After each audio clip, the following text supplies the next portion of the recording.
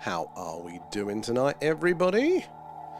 Sadly, we have got clouds at the second, but it is due to clear, so I'm going to keep an eye out and we might switch over if it does clear enough to do a sky watch. But until then, it's alien radio signal hunt time. We've already got Dan in and Lethal in, so yeah, we are going to be watching our meters here, all these radio screens, listening out, hoping to hear ET say hello. Now, we're listening on a frequency, a channel on the radio dial called the hydrogen line, and that is where scientists theorize we are most likely to hear a message from ET coming in from deep space. If they're out there sending those signals, it is the same channel on the dial that the WOW signal was heard, and we are actually pointed to the same set of stars as where the WOW signal apparently came from back in the 1970s. There have been many more anomalous signals since, so hopefully if we get lucky, as our dish sweeps across the night sky with the Earth's rotation, hopefully we are going to see more, a chance of more and more anomalous signals coming in. If we do get lucky, it'll only be on screen for between 30 to 90 seconds. That tells us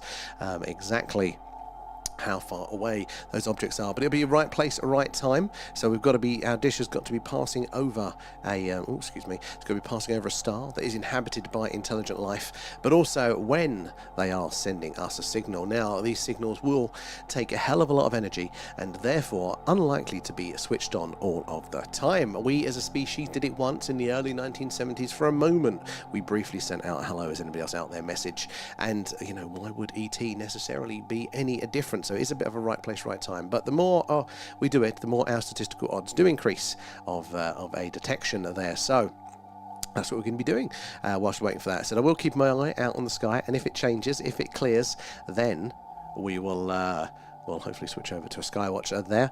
Oh, Lethal, how are you doing? Good to see you over in the TikTok. DJ as well, how are you, the family? How's the job going? Good to see you in. Yeah, sadly it's a little bit cloudy. We've had such a run of clear skies, I almost forget that we do this stream. But this is our B-side when it's too cloudy to get the cameras out there. Matty, how are you too? Good to see you in. I said, guys, if you are new here, do say hello and let us know where you're all watching from tonight. And ask away any questions you may have. Maybe it's what we're doing, how we're doing it, why we're doing it. But essentially, we are listening out to deep space, hoping to hear ET say hello. Said on the frequency where the WOW signal was heard, and the same patch of sky. But generally, any technological signal not coming from Earth is of interest to us. They're actually at work now, DJ. Is it like a night shift? You kind of waiting around mostly, but you're just there, the responsible one in the room, trying to keep an eye on everything, so you kind of get a bit of downtime. Dawdle, thank you for the gifts. Appreciate that. Guys, it is the gifts, the subs, the members, the merch, all of that jazz that helps us improve what we're doing. It all goes back into the stream there. Lethal as well. And what Rich is in as well. Gary's in too. Good to see you there. I'll be back soon, Dawdle. We'll see you in a bit there. And Vicky as well. Good to have you guys in. We'll get the crew in together. Trading cards too. We're going to settle down. So again, tonight it's a bit slower paced. Ask away any questions there. Maybe it's something you've seen the UFO news there. You want to share your experience with the Highly Strange. Would love to hear that whilst you're waiting for the action to happen on screen. So, but this is these are live radio signals coming in directly from deep space. We're pointing to the Sagittarius constellation tonight, so our dish has got about the back half of that constellation in range, and therefore hopefully if we get a signal same as the WOW signal, that will be pretty cool. We'll get that on screen. If you're on the tubes, you're going to see more of the data, more analysis. If you're on TikTok, the vertical just gives you the middle section here, and kind of behind me you can see one star labeled there if you're on TikTok. This whole thing behind me is this live sky map, shows you the big circle of the dish, what our catchment radius is, and as the Earth rotates, those stars move along in real time, so you can see what's in range and what's about to come in range. But yeah, we are right bang on at the minute. YouTube, as you can see it there, all of the stars that are in range, and also up there, guys, if you're on YouTube, you see what TikTok doesn't see at all, which is the information on those stars are directly in range of the dish there, what we do know about them. But we're quickly running over what we are looking at. This section at the top here, this is the live radio signals coming in across the dial, basically all these dynamic spikes as they come in real time. Then lower down here, this is the same data, but it is displayed in averages. It helps us see patterns and trends and things over time rather than just all of the messy spikes. As you can see, that slight ridge over on this section, that is looks like a bit of technological interference. Up on the top there's a very thin spike, so it gives us a clue there. So green is the baseline, goes orange, oh, there's a signal, it goes red if it's a really interesting one that, one that we think could potentially be ET in origin there as well. But also listening to what we can hear now, the signal is being analysed over here. We want the red line to look like the green line. Again, TikTokers, you sadly don't get to see it, but I'll show you what it looks like. It looks like this. There's so much more data. You just get the middle part of the screen there. So at the thing UFO, if you want that on the big screen on the old TV. But yeah, anyway, let's bring my cursor back over and let's go back to the chat, see where we're all up to. We got to Raf in as well. How are you doing, Raf? And 12 hours overnight there, walking watch community, waking watch community, social work for people who would be homeless. Oh wow, well that's a very important position there. Is it, yeah, just sort of, keeping an eye out for them there, or have you got like a lot to be doing during those times as well during the night? Because that's a long old shift to be constantly on for, isn't it? There. I know a lot of you guys do the 12 hours. I couldn't do it. Inspector Morse, how are we doing tonight there? And I'm Al there. I'm in Wales, trying to watch for UFOs. Oh, are your skies clear? Because we're not far from you down here in Wiltshire, and we was hoping to get the camera out tonight, but the weather is not playing ball for us just yet. But if you do spot anything out, let us know. Hopefully we're going to get the camera out in a bit when those clouds do pass. That would be really awesome to hear about there. Have you ever seen anything strange before? But you can, yeah, eyes on the skies, ears on the stream. Maybe you can see and hear tonight. You get the double whammy there. Grandmaster, how are you doing there tonight? And Barrett, good to see you too. Plans for the weekend there? And all good. Just got comfy in bed, ready to watch for ETs. Vicky, I like it. Very, very civilised. I have images, I have daydreams that I could do this stream in a more chilled way. And like, I'll get my hot coffee or something, my cocoa, not coffee at this hour, I would never sleep. I can snuggle in, turn the lights down, and we can do like a cosy watch. But I don't even know how that would even work. You'll have to tell us if it's enjoyable when it's cosy. Baseman in as well. You caught us for the deep dive earlier. What did you think? That was really interesting. Looking at all the Majestic 12 documents there. TikTok Ram Raiders, how are you doing? A little pause. There's lots of little pauses. Actually, there isn't, is there, when it all starts to roll? Anyway, right, yeah, we're up to date there. Guys, say hello as you're joining us. Ask away any questions. There's no silly questions here at all. We want to hear from you all. But yeah, we're listening out, hoping to hear ET say hello. So if you've seen the film Contact, or the recent TV series on Apple TV called Pluribus, there's a lot out there. It's that trope where they're listening out, aren't they? They're bored. They're throwing the old crunched up paper into the bin, and then boom, they drop everything, and they hear the sounds that come through the speakers there. And, oh, it's the alien signal. That's what we're doing tonight. We've got our own dish pointing up to the night sky, and with the Earth's rotation, it's going to sweep across the night sky, passing over various stars and their planets. If we get lucky, hopefully one will be inhabited by intelligent life and choosing to send the signal, because that is it. It's a right place, but a right time sort of deal as well. So that is what we are doing, hoping we're going to catch those. And there's various ways we can filter out the signals we get from the organic signals, because nature talks in radio, the universe screams in radio, it's its language, so we have to filter out the organic, the natural sounds, signals, but also technology, earth-based stuff, electronic interference, all things that we do have to consider as well. And so Paul, thank you as well for gifting a membership there as well. Who got that one? And Matty, oh, you got it. So you'll be able to join us on our next deep dive. We literally just had one before this watch now, and we're working our way through the Majestic 12 documents. All of the it's the documents might have been leaked or relating to the secretive Majestic 12 organisation that is meant to be responsible for the reverse engineering and the secrecy around all of the UFO stuff. And we heard some interesting ones today going through that one. Lethal coming in with the shares there. Appreciate it, guys. It is the share, and Ram Raiders as well. And Ram Raiders, thank you for the gifts. But yeah, appreciate the shares, the likes, the tapping away, all that jazz. It's how we reach you, or how the algorithms know that people might be interested, and you never know who's going to come in and what experience with the strange that they are going to share. That is my favourite thing. The thing that has changed my understanding the most about what might be going on is hearing just how much and the range of things that is going on, how often with you guys there. But yeah, thank you for the membership. Appreciate that as well, because it is... it all goes back into stream, help us improve what we do. We're looking at dates, guys, to kick off that road trip. So we are so close, so we do appreciate all your support for those ones. Hello again, Baseman. Yeah, you're in a second time. And Paul is in. Good to see you there. And I've seriously got to put in a search for a new... Lappy there is when it's starting to have a hissy fit, and I have to turn it off. So why just... Oh, God, Raf, I know the problems with that. So if it's possible, and it isn't for everybody, but I would always recommend the Apple stuff. Like, you buy it and you don't have issues, and it lasts for absolutely ever. Like, at the time I switched from Windows, oh my god, it was just a life-changing thing. They have got the Neo series as well, and they're much more reasonable as well, if that's a consideration. And I'm trying to convince the missus to get one. I think Kate's got one, swears by it as well, so I would always recommend those. Adam as well, coming in with the shares. Smells of fresh tarmac here. Roadworks putting down new surfaces, even though it don't need it. I should be doing the ones that do. It never surprises me how idiotic bureaucratic organisations like those ones are.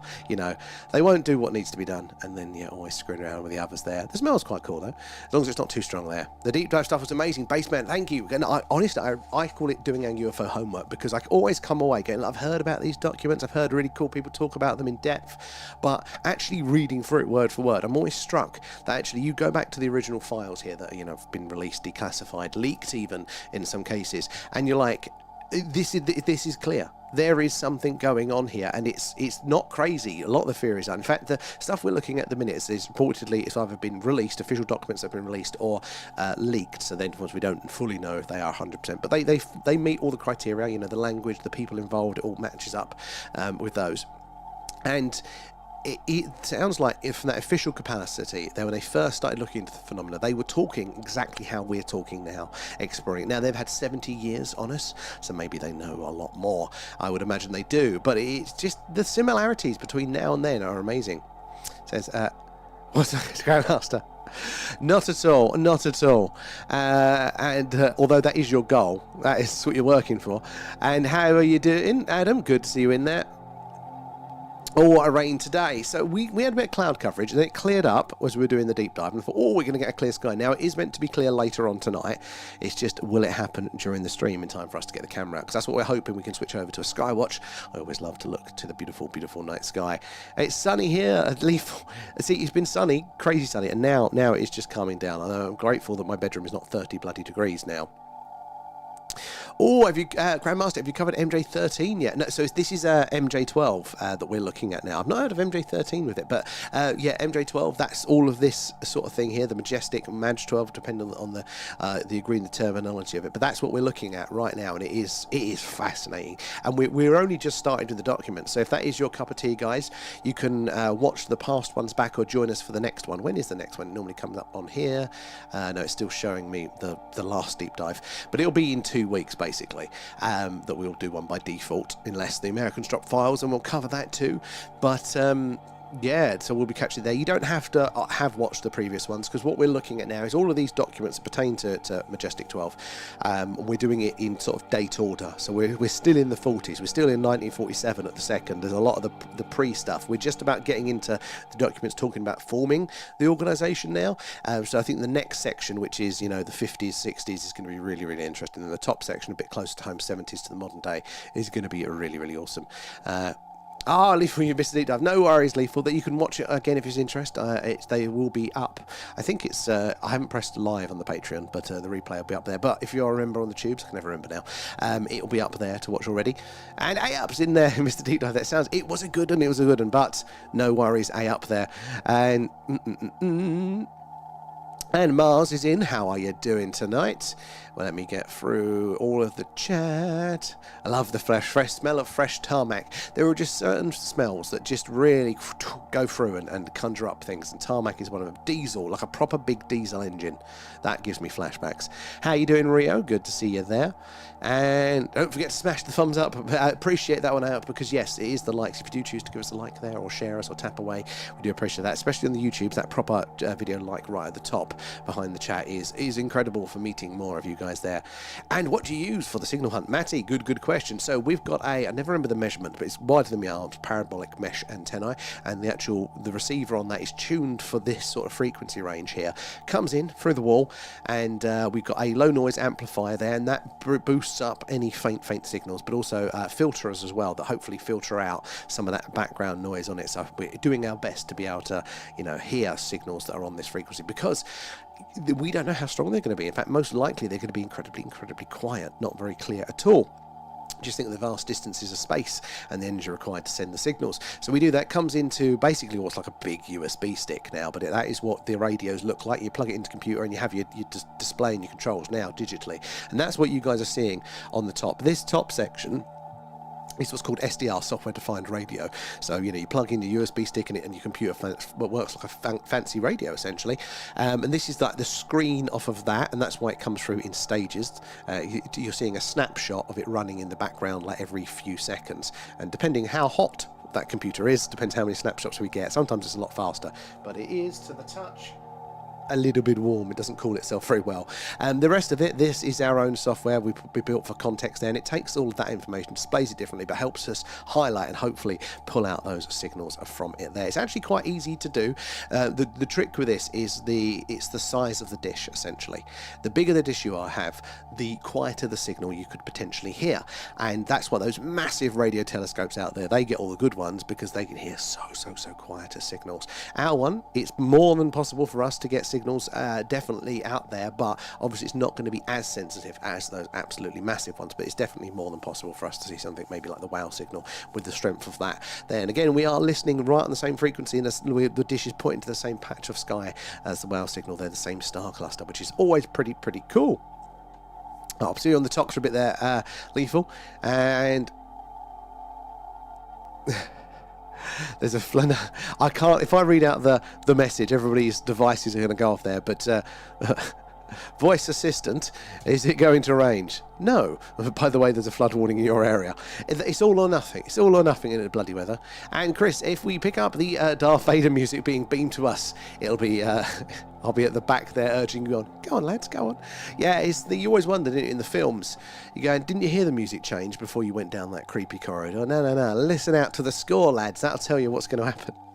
It does make you wonder what would it sound like. So the WOW signal that we go back to, that was recorded by the Big Ear radio telescope back in the late 1970s, and the way that it worked then, it's not like what we're doing now. We're listening live, we're hearing the signal itself.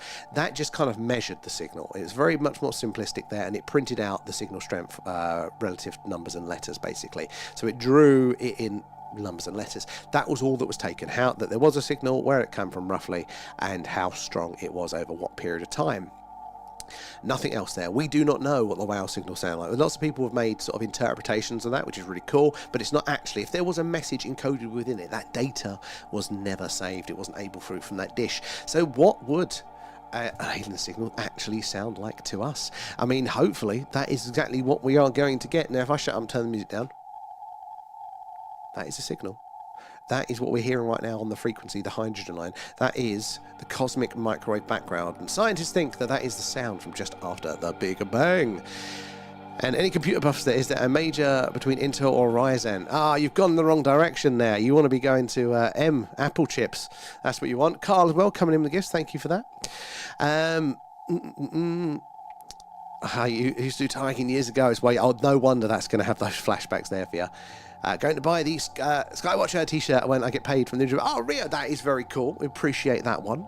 Yeah, that is. I love seeing everybody in all of their t-shirts. I'm like a child. Hence why I'm wearing them tonight. You can't see them on the stream. This isn't an advertising bit, but it fills me with joy. I look at it. I really love this is our logo one. I just go, actually, that's a cool design. We can thank Leanne for doing that. So I love it. So seeing you guys on our merch showcase. So if you do decide to support us, guys, and get yourself a t-shirt or something like that, make sure you post a picture of yourself in it on the merch showcase channel on the Discord, and then it comes up here on the stream as well. So you can see all of you guys around there, all the different designs. I can't wait for holiday season to be over because you guys taking them around the world. I want to see it in front of the pyramids, Machu Picchu, wherever it is you're channeling, on the beach with your martini. We want to see it all. We can bring you on stream for there. Carl as well coming in. Nom nom nom. Thanks, feeding Alan, appreciate that. All goes back into stream, helps prove what we're doing. And in fact, we are so close now. Literally the last bit of the funding now that we're saving up for, of what you guys are helping us with, is to get us to do our live UFO tour. Is basically the battery for the Starlink. That's all we need. So at the minute, with the battery we have, we can do about an hour's stream. If we're lucky, an hour and a half on a good day. So that's the last bit. So we are looking at dates now to book it in October. Excuse me. So we're very excited that we're so close to that. Thanks to you guys there. What's it? Playing FM. Oh, Football Manager and general day-to-day stuff. I'm sure that would work on a Mac, but yeah, honestly, you won't go back. You wouldn't go back. Watching another cracking video on YouTube with is it Michael Tellinger and Credo Mutwa? Oh, yes, Mutwa, yeah. The reptilian, fascinating material. I haven't gone down that rabbit hole. It was on my list to do today, but work was awful. So I haven't got there yet, but I'm very excited. I think there's going to be so much in these overlooked cultural stories from all around the world. You know, what are the commonalities that are shared? That is the indicator that it starts to paint the picture of what our history might truly look like there. Harco, how are we doing tonight? How's the family? Appreciate the gifts there. Grandad M coming in with the shares. How are you tonight too? And Carl is interested into that. And is it Goldeline there? Oh, just bought an SDR. Excellent. What one did you go for? I don't know a vast amount. I'm not like a full-on radio buff. A few of you guys in our community are, but they are so cool. So we're obviously doing this one thing now. We're listening on the hydrogen line for this, but there are so many other weird phenomena in radio. It's just so cool. So another one is obviously number stations. You've probably heard of those, the spy radio stations, where they just randomly start broadcasting code words for the spies to pick up and write down and get their messages. And so I find them amazingly interesting there. But also the long delay echo phenomena could be another alien related property of everything that's going on there. Lee Fort as well coming in with the gifts, and Harco feeding thanks, Alan guys. Thank you for that. And Matty as well. Oh, nice. Does it make a difference where you point the dish there when you're listening to the hydrogen line? So if you're listening for the aliens, not really. We don't have any. We've got a little bit of data. Like there are various reports saying, "Hey, I was abducted by an alien from this place, Alpha Centauri or whatever." You can that may be an indicator to point there, or like we're doing tonight, where we're pointing towards Sagittarius, which is where the WOW signal is heard. So our odds do increase because there is a previously established signal coming from that place rather than just random. But this is the thing: we don't know how common civilizations may be. I think it's probably going to be quite common. So beware that you point the dish. It's probably a bit of luck. The trick is as well, though, is to kind of do the same place consistently, because it's not just the right place, it's the right time. And the more you do it, the more chances you have of catching it. Again, it's so unlikely that the aliens are going to go, yeah, we're just going to transmit this signal all the time. It takes a hell of a lot of energy. And like with us, there's probably better things for them to be spending that energy on: resources, healthcare, agriculture, science. So they're not going to have it on all the time. Most likely, they might just do it every now and again as a bit of a symbolic gesture, maybe. And Billy, they're coming in with the shares too. Appreciate that. But if you're listening to the hydrogen line itself, if that's what you want to measure, you want to see the spike of the hydrogen line, then towards the disk of the Milky Way is the best for that one. I love the sound. It's very soothing there. We need it on Spotify so I can just listen. I might do that actually, I might do that one. Problem is I'll intersperse the playlist with like Alan's best hits, there is actually a 3 hour of this without me talking.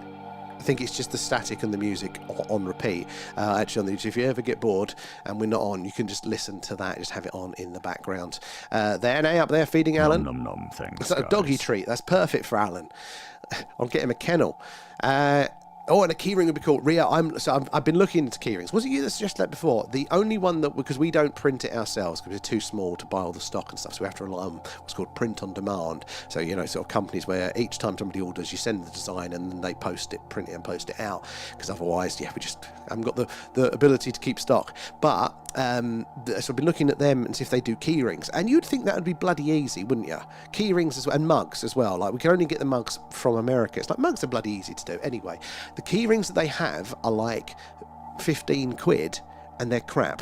So I'm waiting to, I've requested to see if they'll have some other ones, because yeah, a keyring would be cool. I can't justify that amount of money for a keyring in a second. I think though, the way we're doing the shop, we might actually start to do, well, we will do, I've just got to pull my finger out and do it, because we've got the colouring books as well, the awesome colouring books that A-Up did for us. And let me show you one of them, because we don't get to air them enough, because we haven't done any of the other sort of streams for a while. But A-Up did these absolutely fantastic adult colouring books for Alan up to no good. Proper printed book, big size, like that. That's all based on things from the stream. Me smashing the camera up in rage and Alan looking shocked there. And lots of the community, I think there's Kate in on this one as well. From when we left Kate in space, doing our Kerbal stream. So it's all related to that. Alan, as we say, chewing the wires.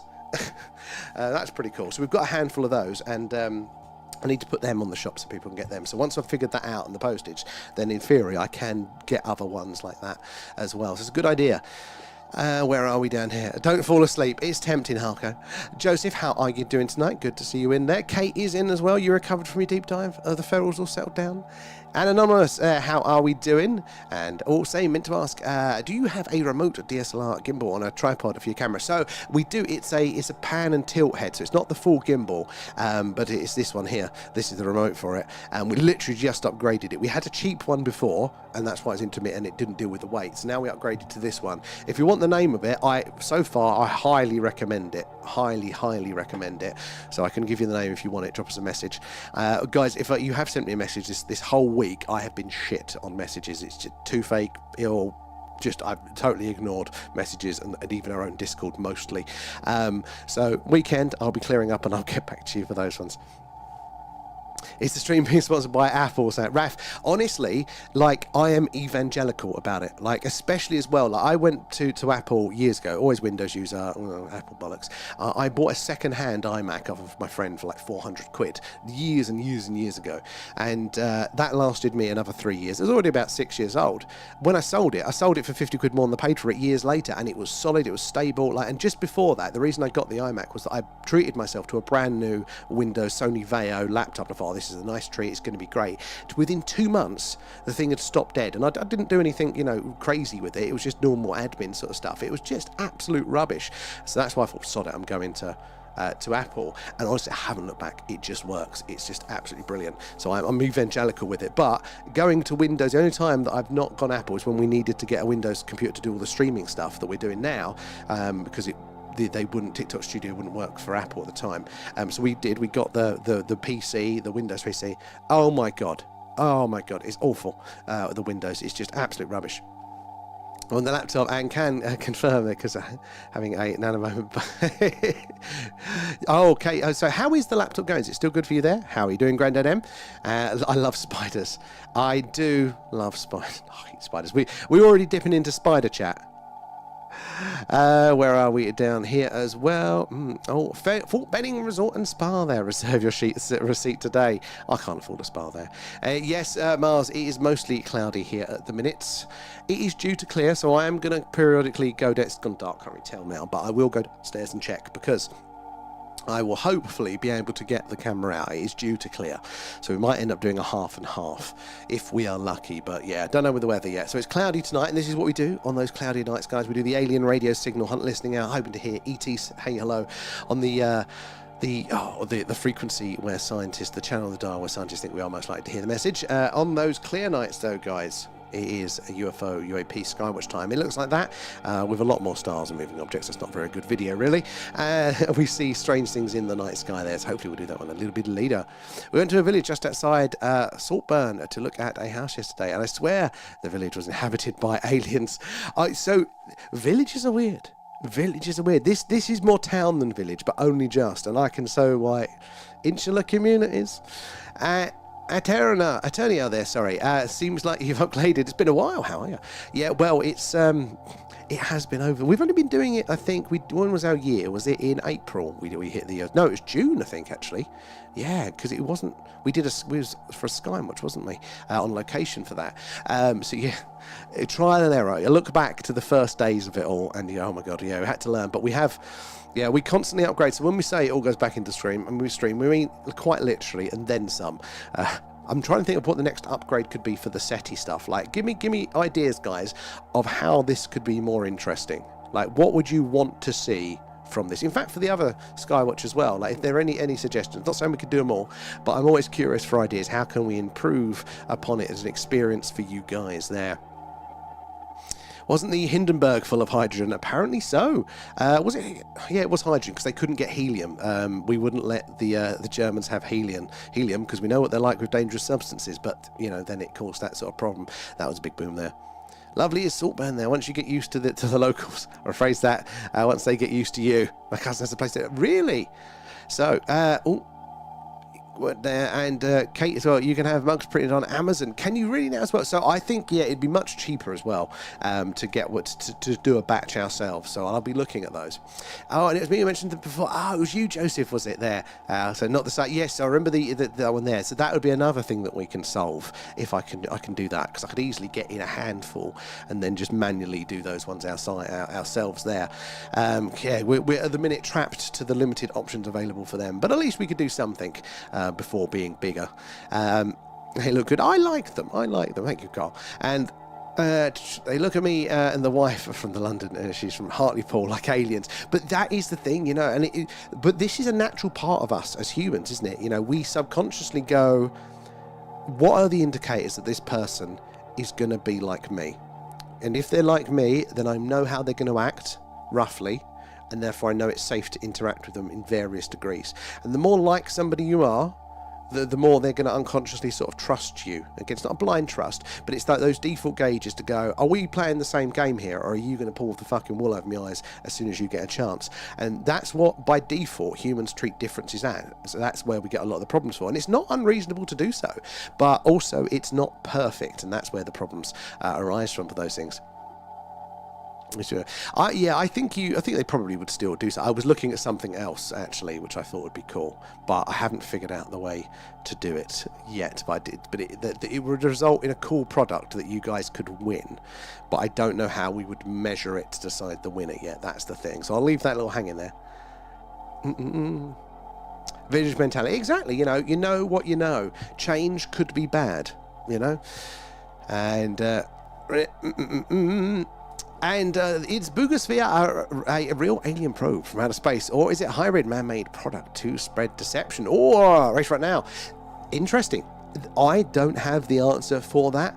I think where I would lean by default is the biggest thing in the Boogosphere for me is that this was a sphere that was apparently hit some power lines, this big metallic sphere, and somebody saw it flying around, and then when it crashed they picked it up, and it's reportedly displayed some strange behaviour, like it's got heavier just sitting there, all sorts of weird noises, and there's anomalies around it. For me, I cannot get over the script on top, the circuit design on the top. That just looks like bad AI come up with alien language, you know? And look, maybe it is actual alien language or alien circuit design there, but for me that really felt off. There are lots of people that have said this looks wonky. Some people go, no, but this looks true. I've heard that they've sent it off to various institutions, like official universities, to test, who have not treated them very well. Why might that be? Or maybe they were the ones that were being, dishonest with it, and the university told them to sod off. So I don't really know specifically with the Boogosphere, but the idea of alien probes being here, or maybe probes from a pre-existing civilization, that has a degree of plausibility. Lots of people see very similar things. But the Boogosphere itself, for me, by default, and again, I'm not knowledge there, I think, and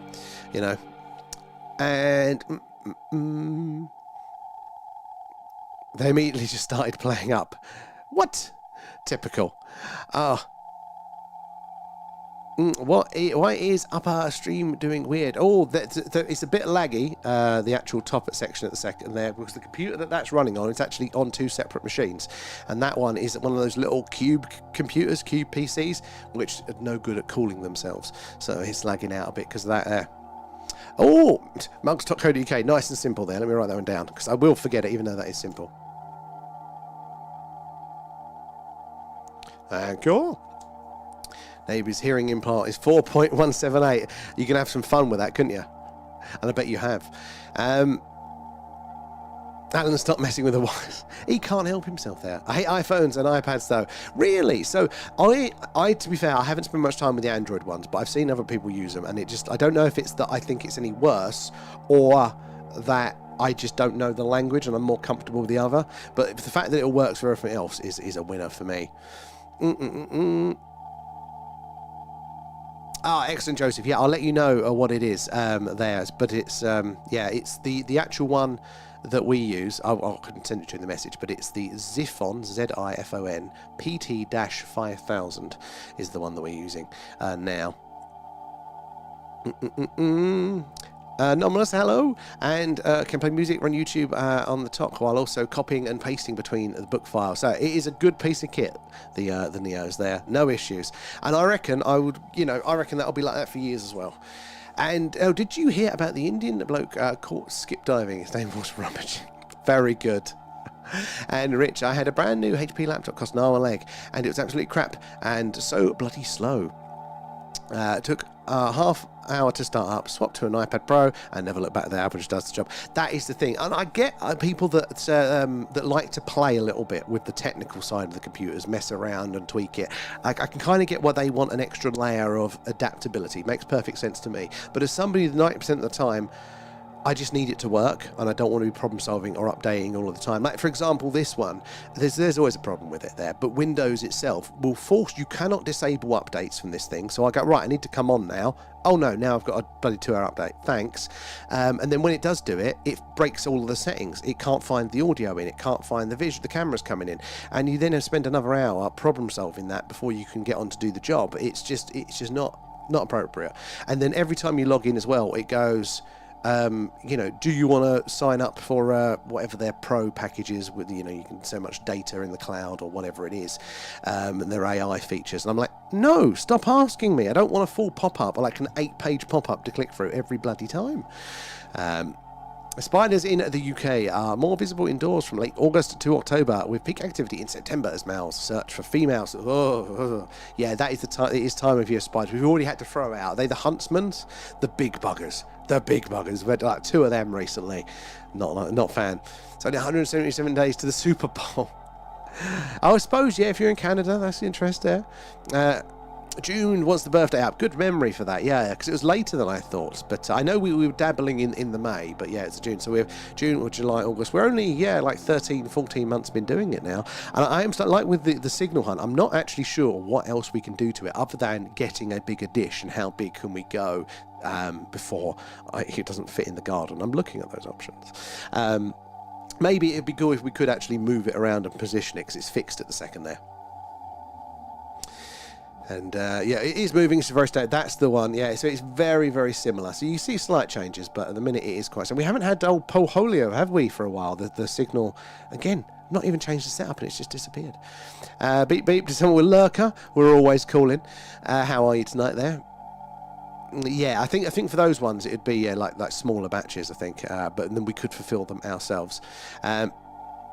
Wife says I'm an alien there, but she's whole chilies. Alien, calling an alien, isn't it there? Harko coming in with the shares as well. Appreciate that. So it is how we reach you all the shares, the tapping away, the likes, etc. It is, yes, how we reach more and more like-minded people like yourselves. The more eyes and minds we get on the L phenomena, the more we can all piece this puzzle together.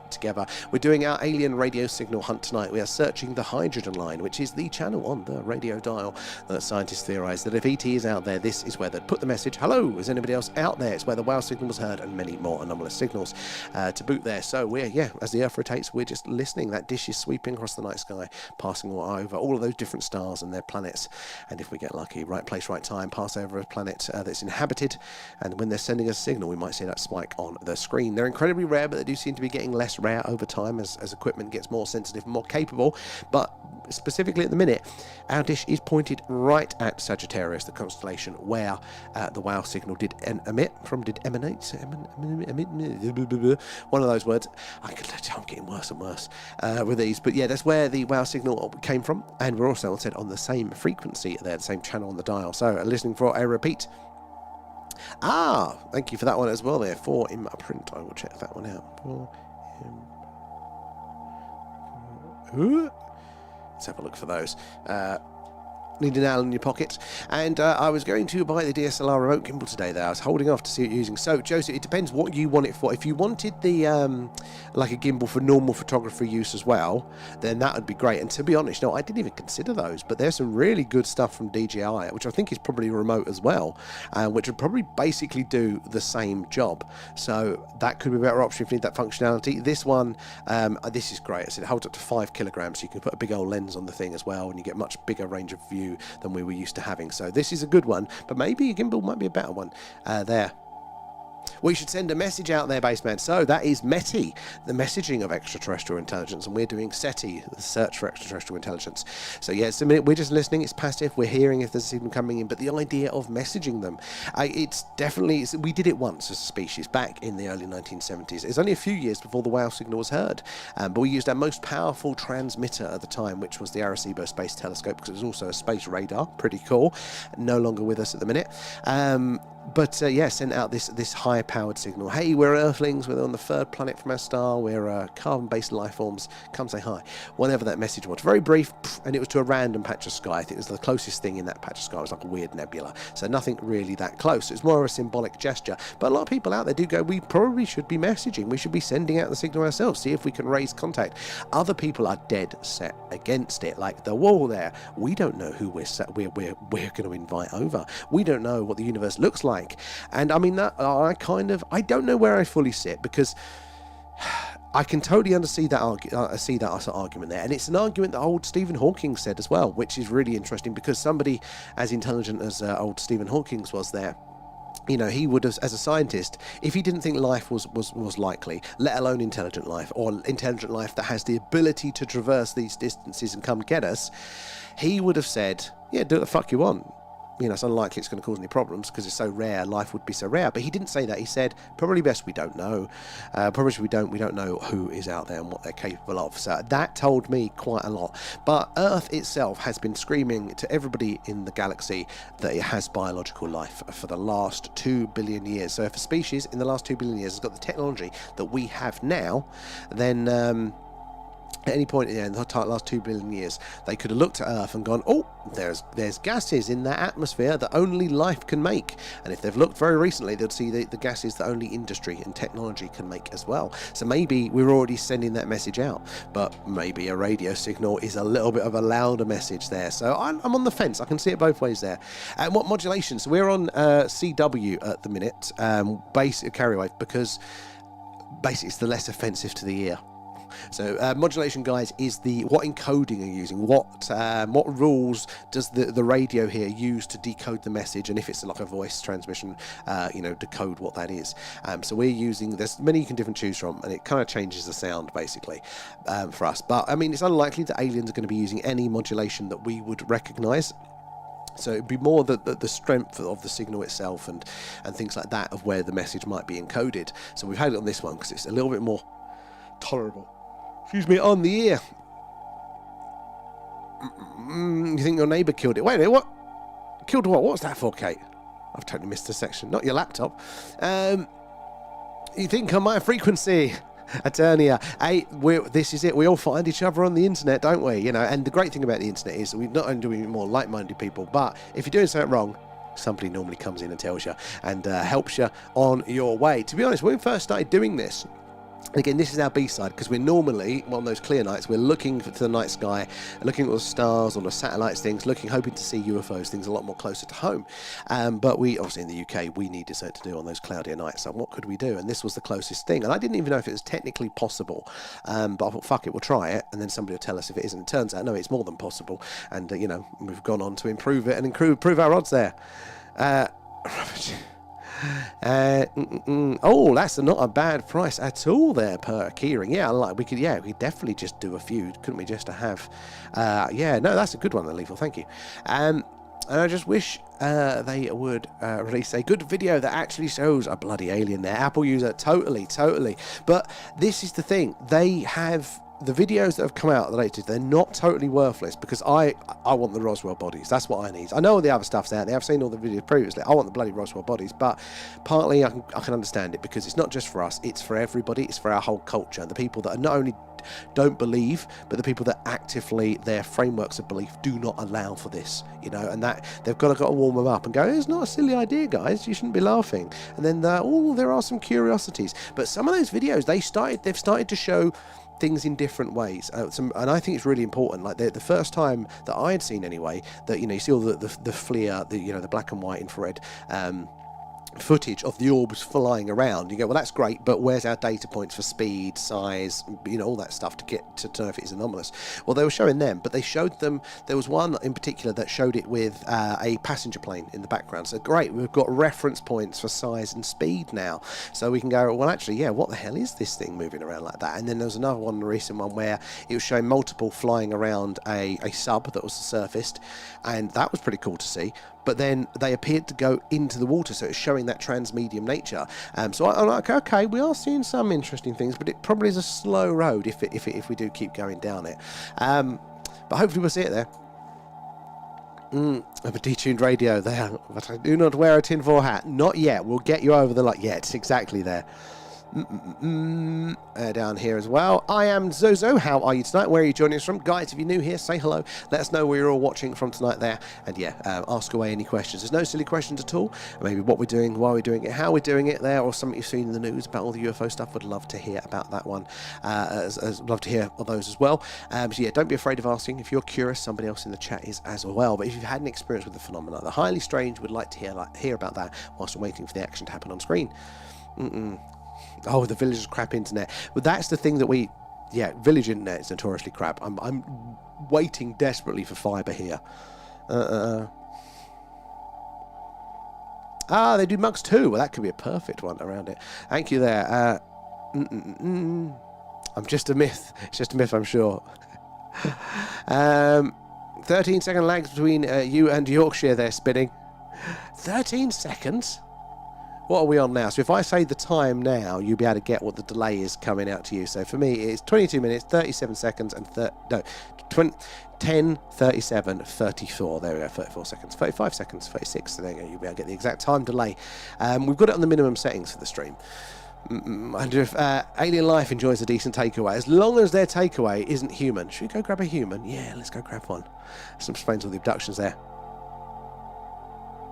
Don't want to take their chance. Yeah. Need to adjust your PC BIOS. We need to just throw it out the window. I do need to actually make some tweaks to some of it there.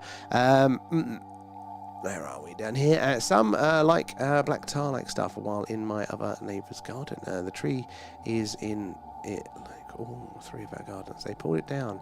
And the hawthorn too. Oh, you're having a chat around that as well.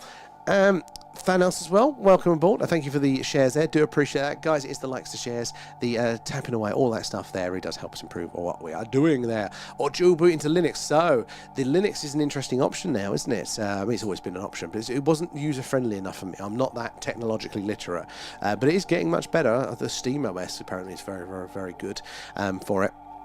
Frustratingly, I said we got this computer because we had to have Windows for TikTok Live Studio, and then like 4 months later they did release the Mac version. Like, bugs.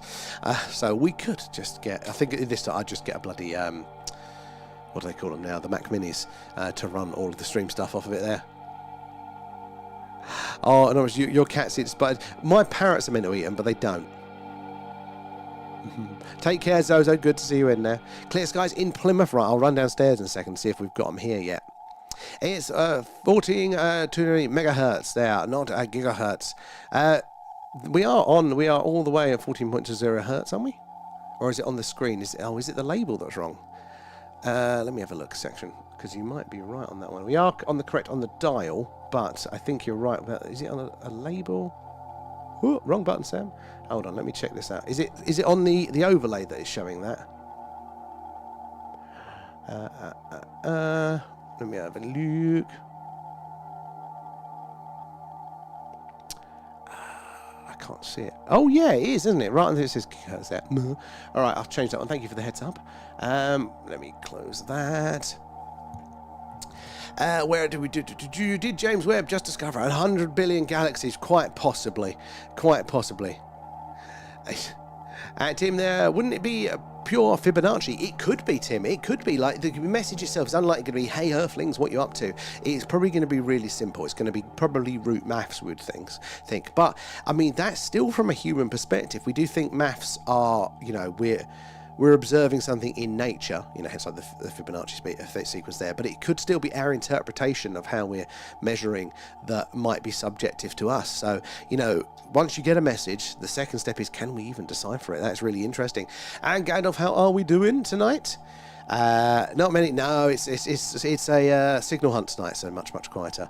Not as sexy, but it gives us a chance to get into the deep stuff. And we don't need to send a high power signal there. A signal of any strength will just carry on into space. So it will, but what's its detectability, and does it get lost in amongst the background noise? That's the issue. So if you imagine it like shouting, like those sound waves, they just get so faint that we can't hear them. If I had a really, really big ear, could hear, more sensitive sounds, then I'd be able to hear the quieter ones. So in theory, they do propagate, but they quite quickly, inverse square law, they get just immeasurable. Like the theory is, or the example could be that if we wanted to hear, the television signals, again, they're not very high powered signals there, but if we wanted to hear television signals from our closest neighbor, Proxima Centauri, you'd need a dish the size of a planet to pick up how, there's the sensitivity on that one. But funnily enough, they do appear to be, there are cases of anomalous signals coming from a planet in orbit around our closest neighbor there. It's very, very, very interesting. Aliens love terrestrial TV, especially EastEnders. Well, I thought they were more of a Neighbours fan there. It's a gamble too far, 100%. Get the good biscuits out when they arrive. There, Rio coming in, feeding Alan. Nom, nom, nom. Thanks, guys. Thank you for that. Jolly's in there. Can you explain to the monster what I'm blocking free speech and scientific discussion isn't good as timed out previously? So, yeah, it's all about... I like the discussion, but it's all about how it's done, and I think we've had this mentioned before. Sometimes the way that you write, Jolly, it comes across a bit aggressively, and I don't know if you intend that, or if it's just because it's very hard to communicate, isn't it, via written messages. It doesn't get all of the other community there. So I think that was causing some problems previously with it. And my wife says I'm from Roswell. Again, pot and kettle, if she's still in there. Angela, there's the same as our radio signals. Exactly what this is exactly it. This is what we're listening out for. How are you doing tonight, Angela? And Lethal coming in with the gifts there and feeding Alan. Nom, nom, nom. Thanks, guys. We don't... exactly. Where are we down here? And... where are we down there? Good evening, Marcus. How are you doing? You're eating. And...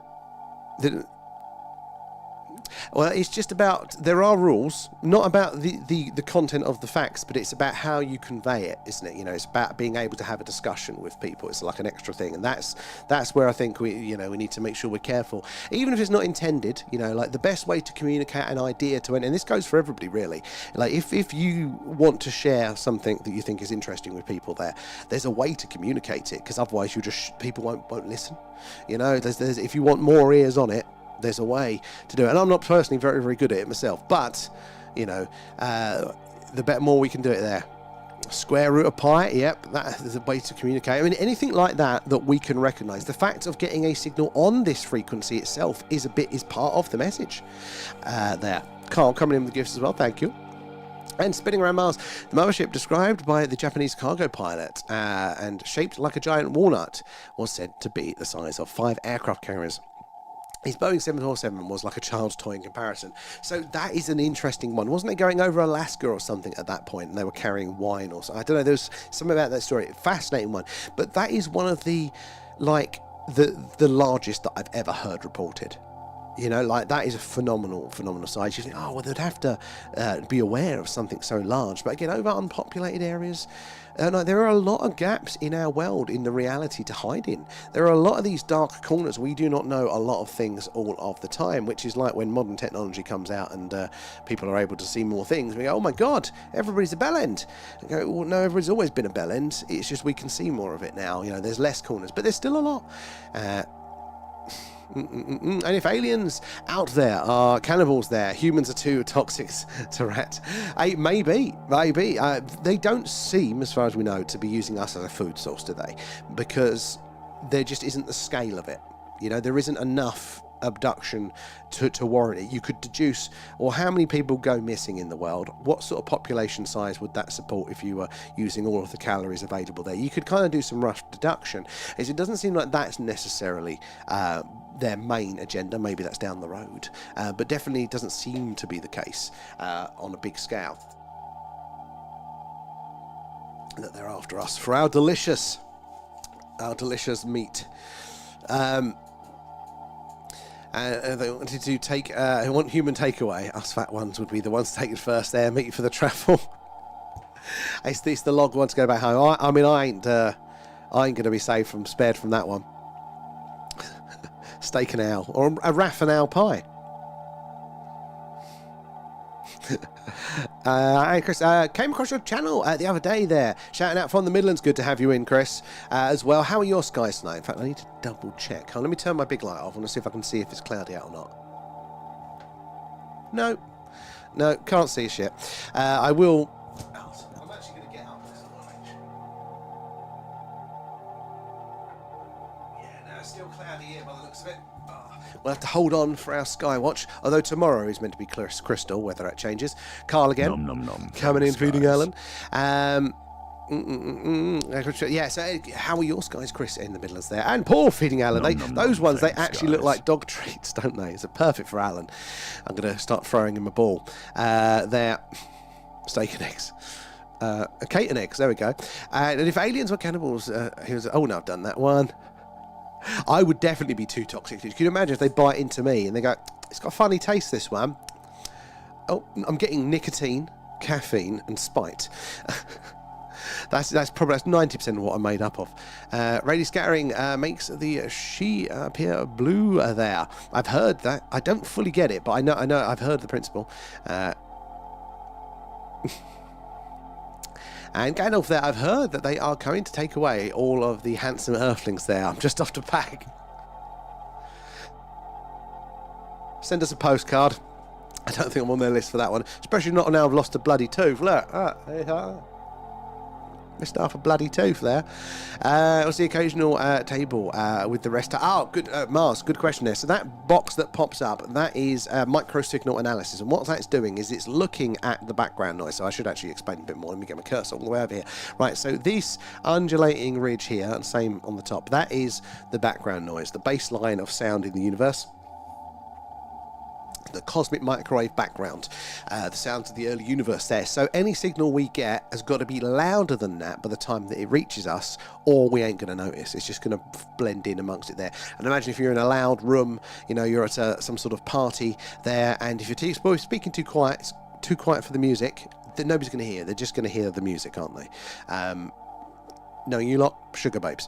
And therefore, if you want to talk, you've got to talk louder than the music to maintain it, and then, like that. And if the music suddenly kicks up because of, the chorus, you've got to talk a bit louder to match it. So it's the same principle there, that there's a good chance that over these vast distances, most signals aren't going to be too quiet. They're going to get lost. We're not going to see them. So what that box is doing is periodically checking to see if within the background noise, is there any signs of repetition, modulation, encoding, anything that could be a little clue that there could be a faint signal in amongst it there that's getting drowned out. Now, don't have the technology to pick it out if it is, but it could, in theory, say, hey, actually, maybe there is something going on here, and maybe we can, use time or something else with it. There's a little bit of extra data there. 97% beer is water. I mean, they used to drink it for that, didn't they? Marcus, thank you for putting a treasure box in. I nearly missed that one. I hope you've all thanked Marcus for the coins when you claimed that one there. What movie was it? Aliens eat steak and eggs and smoke. What? Oh, that does ring a bell. Neighbours or Home and Away. I was a Neighbours person. Cider has mysterious properties. Long reputed to, definitely big around here. M to the C, how are we doing tonight? Cheech and Chong. I don't know they're aliens, though. Might be a Stephen King movie. I don't know. I don't think I've seen many Stephen King, so... But that one is ringing a bell. It's the alien eating that. Know how to make a perfect souffle. Oh, nothing related to fractions. I can't do fractions. I ain't that intelligent. Do you reckon aliens use CB? Probably. Probably. They are 10-4 green buddy. What are the Earthlings doing today? Did you know, this is what I find hilarious, I've said this one before, but the CIA launched a multi-billion dollar satellite network in the 60s so they could communicate around the world, super secret communications anywhere for the CIA. But they didn't at the time put any locks on it, put any passwords. They just went, well, because the equipment needed to send these signals up there is so expensive, nobody else is going to do it other than us, so we don't need to. It wasn't many years later, and I'm talking a couple of years, 1 or 2, that the technology did become publicly available for people, and now everybody can access these CIA satellites all the time. They're still up there, still working, repeating those signals, so the CIA had to give up on them. And now they are used by Argentinian truck drivers and their CB radios to communicate around the world. Multi-billion-pound satellite network up there, satellite constellation to just for Argentinian truck drivers to use, which is always hilarious.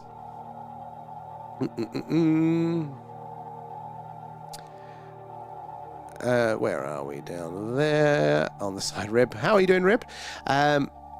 And without dark matter, we ain't here. I don't know. I don't buy dark matter. I don't buy it, or dark energy, but more dark energy than dark matter. Yeah, like I really just think the scientists are just not looking back far enough in the number. They've got an error.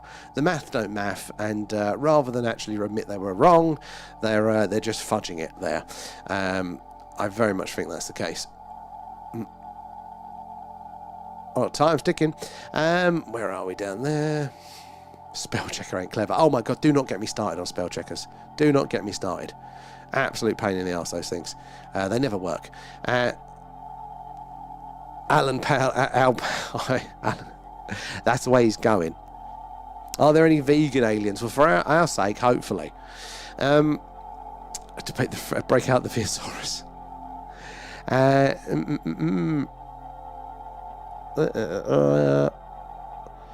A lot of people don't realise just how vast Alaska is. There are over 3 million documented lakes, and 16,000 people have gone missing in the past 30 years, including planes, boats, and road vehicles, and nuclear weapons. They've lost a few of them over there.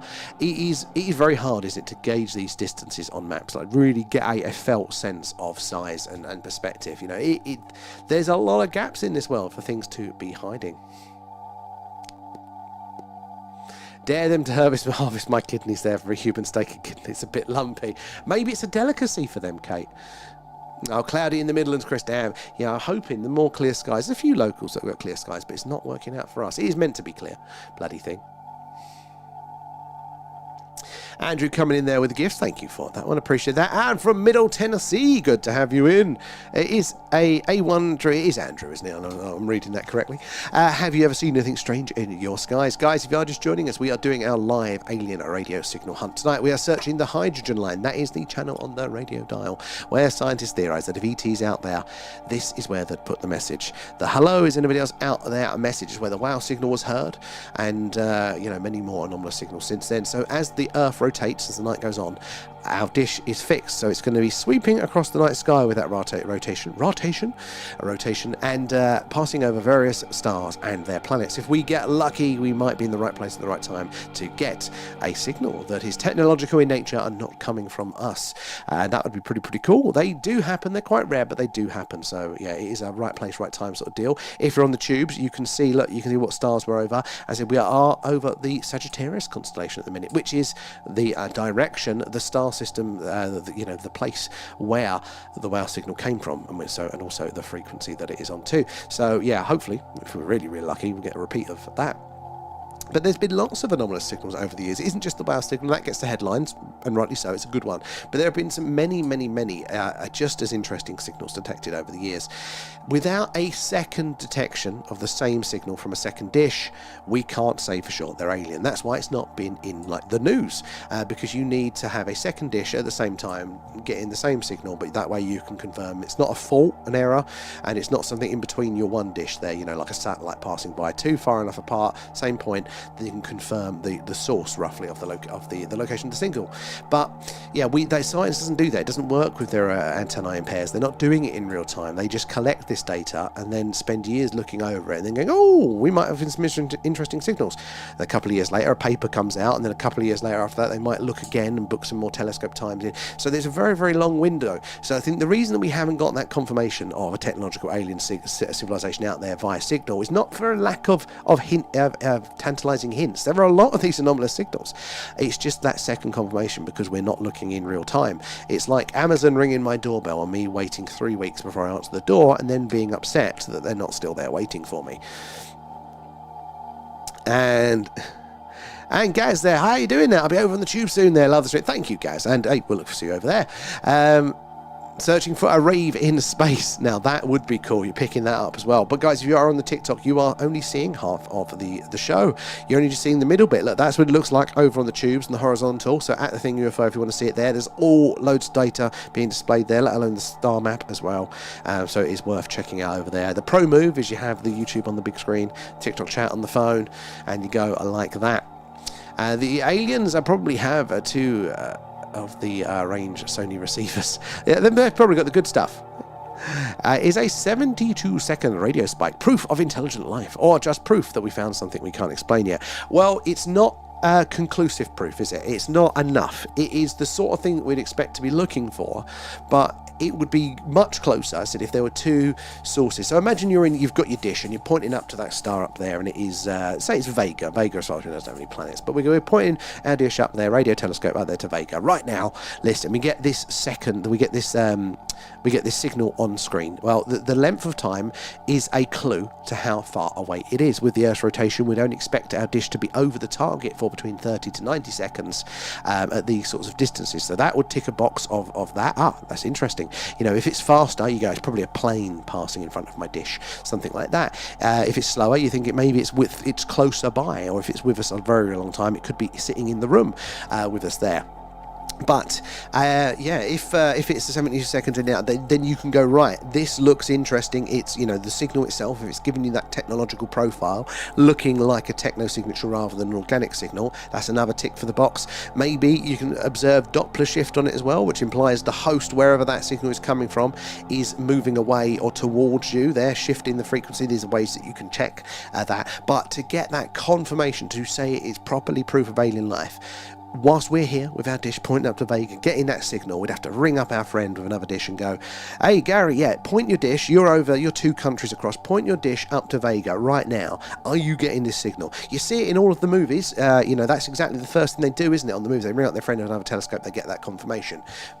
That tells you all of the other stuff that's unambiguous there. If you both are pointing to the same thing, you're far enough away, it's not anything local to each of the dishes causing that problem. So you can be pretty confident at that point that it's very close to proof. Again, it would never be the 100%. You'd have to travel there physically and go, right. Or the way I suppose you could do it is if you could decode it and you actually find a message in there and you go, well, okay, right, that ain't random then. But yeah, that would be, that's how we need to do it. But that isn't how science is working with it, so we're never going to get that confirmation.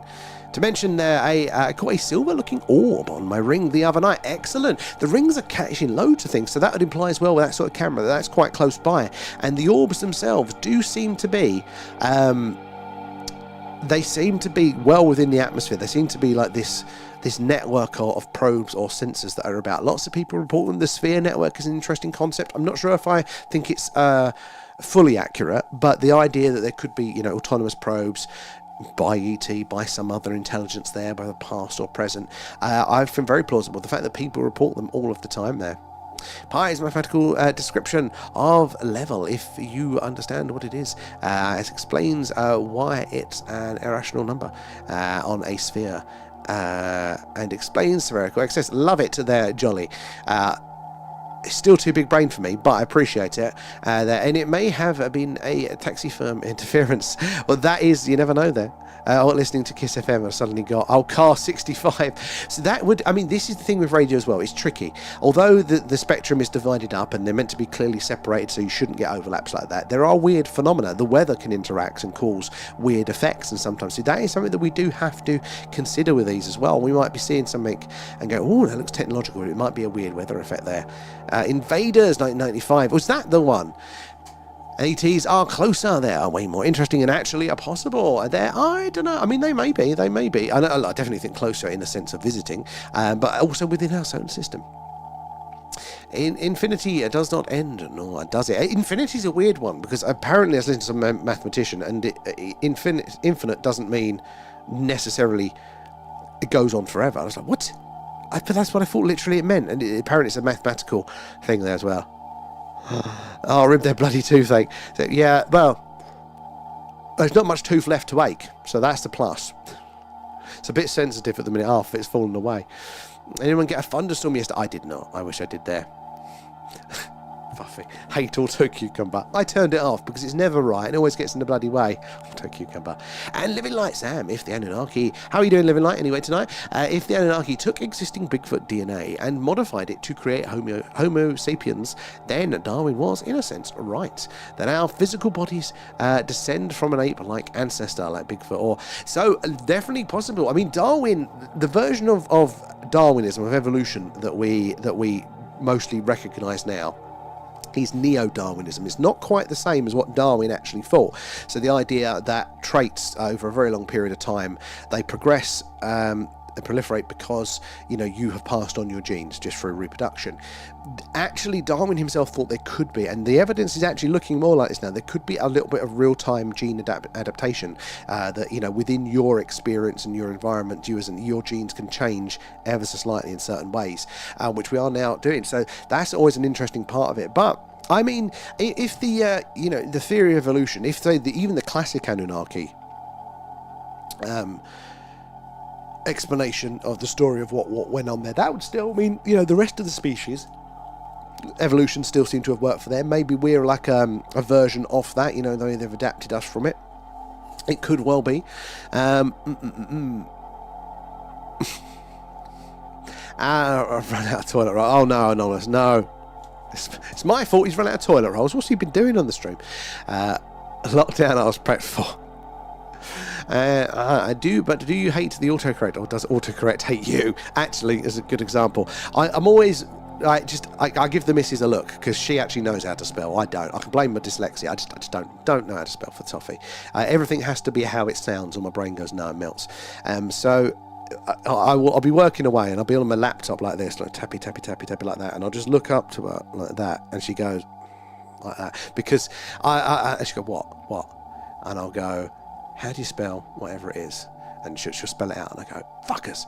I am like one letter out, and it's not even like an obviously bad letter. It's, you know, and there's no suggestions. It's like, how has that blown your mind that there's no suggestions? Absolutely ridiculous. You got the ball rolling very much. It's my fault. Good, fantastic evening, everyone. Living light. Infinity is just a math calculator. They're just to move the decimal below the denominator and then 2 by itself. There, 100%. Sounds very good. Again, I'm not on the details. I know that's what we need. We need like somebody that's that we can talk to and can explain the complicated ones to somebody as simple like me. Oh, they hate me too. And how do we get sympathy pain, Samantha? You guys getting? Is that why you're blaming me then? Because I'm giving you toothache. Tell me you're not using Skype. No, we're with BT at the minute there. That's the only semi-reasonable option for it there. I posted a video of an orb when I caught the other night there. It was super weird. If you tag us in it, I'll be able to check that one out. I'm behind with my messages, but I'm hoping to catch up over the weekend. Have you caught anything else before as well? And, well, I'm an Aquarius, so saying anonymous, cool. I'm Aquarius too there. Chatty bunch on the tubes. They were quieter, but now they are getting very chatty, which I like. Dordles were coming in with the gifts there. Thank you for that. Hang on a minute. Yeah, I've been talking. And Love yourself, you're bloody great. There, that's the attitude we all need there. And Gio, how are we doing there? Sorry, it's separating fighting cats there. It's worse than kids. 4 years, these were wee feckers have lived together, and they still don't get on. Oh, our birds are like that. They will chase each other out of the air and just like end up on the floor, like, and they can do some serious damage to each other. Birds are fucking weird. I was having a fight trying to put one to bed before our deep dive earlier, and I spent literally about 40 minutes trying to go, you're going to bed, and I lock it in the room where the bird cages are where they sleep, and I go, right, it's just me and you, and I've got my hat on and protective stuff because they will go for like, anything loose they can to bite you, and they'll squirty bottle. They don't want to go to bed. They don't like toddlers like that. And we're having this look and this kind of chasing around. I was chasing Brian around fucking ages. Wouldn't have it. She'd sit on the door cage and look at me, and I go on and go to bed, and she go no, and fuck off. Anyway, after about an hour of doing that, right, and she's stressing herself out, I said, look, you've got to go to bed. You need to get your rest. And I gave her a little bit of explanation. She looked at me and went, all right then, and just climbed in the cage like, do you know what I'm saying? Dave! All right, okay, I'll try and remember that one there, Dave. And I was on YouTube but came here to mention the orbit. Oh, that was it, Andrew. That was it. Oh, yeah, because you... Oh, yeah. Yeah, tag us in. Not Rodney. Never heard the wow signal. Chris, have you not? So but that's why it's called the wow signal. So the way it recorded it is it printed it all out on those old graph papers, and it would be, you know, numbers and letters to represent the signal strength. And the next day, the scientists and the, you know, with the project collected the stack of paper print out from the telescope, went home, and just in the evening was going through, just looking, man, like that, come across this signal, circle around it in red pen, wrote wow exclamation mark, and that's where it got its name, the wow signal. Very, very interesting, because it was exactly what a technological radio signal was expected to look like, exactly where we expected to find it. It had all the characteristics for it there, and to this day there are guesses at what it could be as an actual explanation, but there is nothing that is it's not been like debunked. There is still a very strong contender. It's really, really interesting for it there. But oh, now it's your turn to separate the fighting kids, Kate. We'll do a thing branded bear spray, so keep you guys at bay there. Exodus, a broadcast into Kepler. Dave, what's that from there? And do you remember the film Christmas Martian from the 70s? No, the Martian was just a man dressed in what looked like a net bag that sprouts come in. And he befriended 2 kids with 1,000 Smarties. Right, so a man dressed in what sounds like fishnet tights giving sweets to kids. That really was the 70s, wasn't it there, Rich? And the only thing that I've heard, that I've ever seen that aliens, small greys, might eat was on a Utah ranch there, not Skinwalker or Blind Frog. A middle-aged couple found a dry biscuit type thing, wheat-based and no sauce. Oh, Mars. So that actually sounds really, really similar to, I can't remember the name of the guy whose account it was, but basically he heard a noise, went, oh shit, has my roof fallen off, looked outside, farmer in the middle of nowhere basically. Saw a saucer, and he didn't immediately think aliens because very rural. The UFO craze had hit him. It's quite early on. Walked out to like that. The hatch opened up. There were humanoid but very small humans inside. He thought there, and they kind of gestured to him with a jug, and he thought, "Oh, you want water?" So he took it home, went to his basement, filled it up from his well, brought it back, and they went, like, you know, lads, took it, but he said that they were cooking what looked like pancakes inside the craft. So he gestured, what is that? And they thought he wanted one, so they gave him like 4 of these very thin, spotty, you know, like a crumpet has got like a epoxed top there, perforated. It's that kind of look like very thin, crispy pancakes like that. He tried one, said it tasted like cardboard, but he kept them, and he gave a few. They are floating around still, these ones, and they have been tested, and it wasn't full of non-earth based stuff, but it was weird. There was something weird about it, but it was barley and things like that. But again, the crops themselves, the wheat and the barley, how they appear in the plant genetic record, it is quite interesting. There's again a lot of gaps where that could be in of itself quite strange, and we do think that there is that, you know, agriculture, that, you know, this sort of crop, high yield, easily to maintain crop, appeared just after the Ice Age. And then, you know, civilization does this. So there could be a connection. Maybe that is why all the crop circles happened. The aliens are coming back to look at the tech that they gave us there. And Gar Turner as well, welcome aboard. Where are you joining us from tonight? Good to have you in. Harko coming in with the gifts. Guys, if you're new here, do say hello. Let us know where you're all watching from tonight. I'm working my way through the comments. I'm 13 minutes behind, but we will get there. Yeah, do say hello and ask away any questions. Have we not posted this? Oh yes, that's a good point actually. Yeah, if you do want to post your video in our Discord, guys, and that goes for everybody, we've got a really, really cool personal experiences section. So it's full of all of your first-hand accounts, your images, your videos relating to the phenomena. We've even got a spooky section if that's your bag. So you guys, you're welcome to join, read through them, or add your own, plus all sorts of other things. Next, I think it's going to be next Thursday. It's normally a Friday, but family are staying. So next Thursday night will be our movie club. So we have voted, and normally it's an alien themed film that we vote on, and Alan runs the movie club, so blame Alan. We suggest all the alien films, we vote on them throughout the month, and then we watch them there, again going back through all of the lore to watch them. We've watched some really interesting ones, but this Thursday it's going to be Blade Runner before the mainstream, so we all press play on whatever platform it's on. I think it's Amazon Prime at the minute. At the same time, bang on 8 o'clock UK time, we chat along in the Discord what we think, and it normally gets very unhinged there. Shh, Dave, you're anomalous. Where are we down there? Dean, seen a red and green flashing lights, and it wasn't going anywhere. Oh, how high up? The only thing, the green and red flashing is reported for the phenomena, but that would be the only thing is that that's also navigation lights, isn't it? So the only logical explanation, I think, as a man-made explanation would be was it a drone? But do you think you were close enough that you would have heard it if it was a drone? Could it have been much higher up? Because stationary is very difficult. It's very difficult the higher up you get, increasingly so. So that can be quite anomalous. Dean, where was that one? Where was that site in there? Oh, no, just go there. Where can I find the invite link? Check the YouTube. Yeah, so it's in the YouTube. It should also be in the TikTok description as well. So I appreciate that one. And I once shot a laser pen at 3 dots moving in formation, and I may have started something. So I think you mentioned that before, because people do talk about this. There is a really strong cause and effect with using laser pens at the phenomena there. Europeans are real, but the government lies. I could definitely agree with that one, Jolly. It is said that the whale signal was probably a mistake signal from alien life.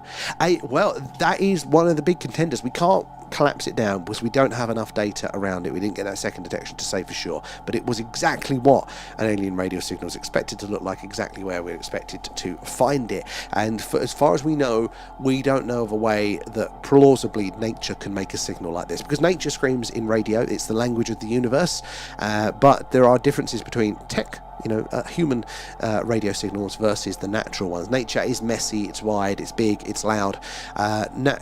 Radio technological signals are precise and efficient there by their nature. But it could have been a mistake, it could have maybe it wasn't them saying hello, but maybe someone, their equipment fired off. But it was on the frequency that we would expect to hear the hello, to the reaching out there. Because the other part of this as well is that aliens themselves might use some other technology to communicate. Maybe they don't use radio at all to talk to each other. Maybe they use light, lasers to flash at each other. Maybe they use some sort of quantum property that we're not familiar with yet. But so why are we listening here? And why this channel on the dial out of all the thousands of channels on the radio dial? Well, I said that it is thought that if you do want to reach as many people as possible, radio is going to be the best medium to do that, because it's so accessible, it's so early on in the tech tree, you're going to get most people understand what that is. And this frequency, the hydrogen line, is very useful for radio astronomy, not just humans, but for anybody in our galaxy. It tells you what is going on in the universe in radio, what nature is up to, because it provides a really good baseline for measurement, so that you're going to have as many eyes and ears on this frequency. Even as humans, if we stopped using radio as our technology, we would still be monitoring with our eyes and ears this frequency for that same reason. So if you are purposely going to be saying, hey, anybody out there, is it just us, are we alone, whatever that message might be, this is the place they think most likely to have people hear it there. If a scientist can't replicate an experiment, the result is disregarded there. And why does the WOW signal get the free pass? So that's a brilliant question, but it doesn't get the free pass. It doesn't. That's why we can't say that it definitely was alien, because we didn't get that second detection with it there. So for us to get that scientific confirmation, we need that second detection. I think that's quite reasonable. I just wish science would look. if that makes sense, you know? Like, they're never going to get a second detection unless they are monitoring with two separate dishes at the same time.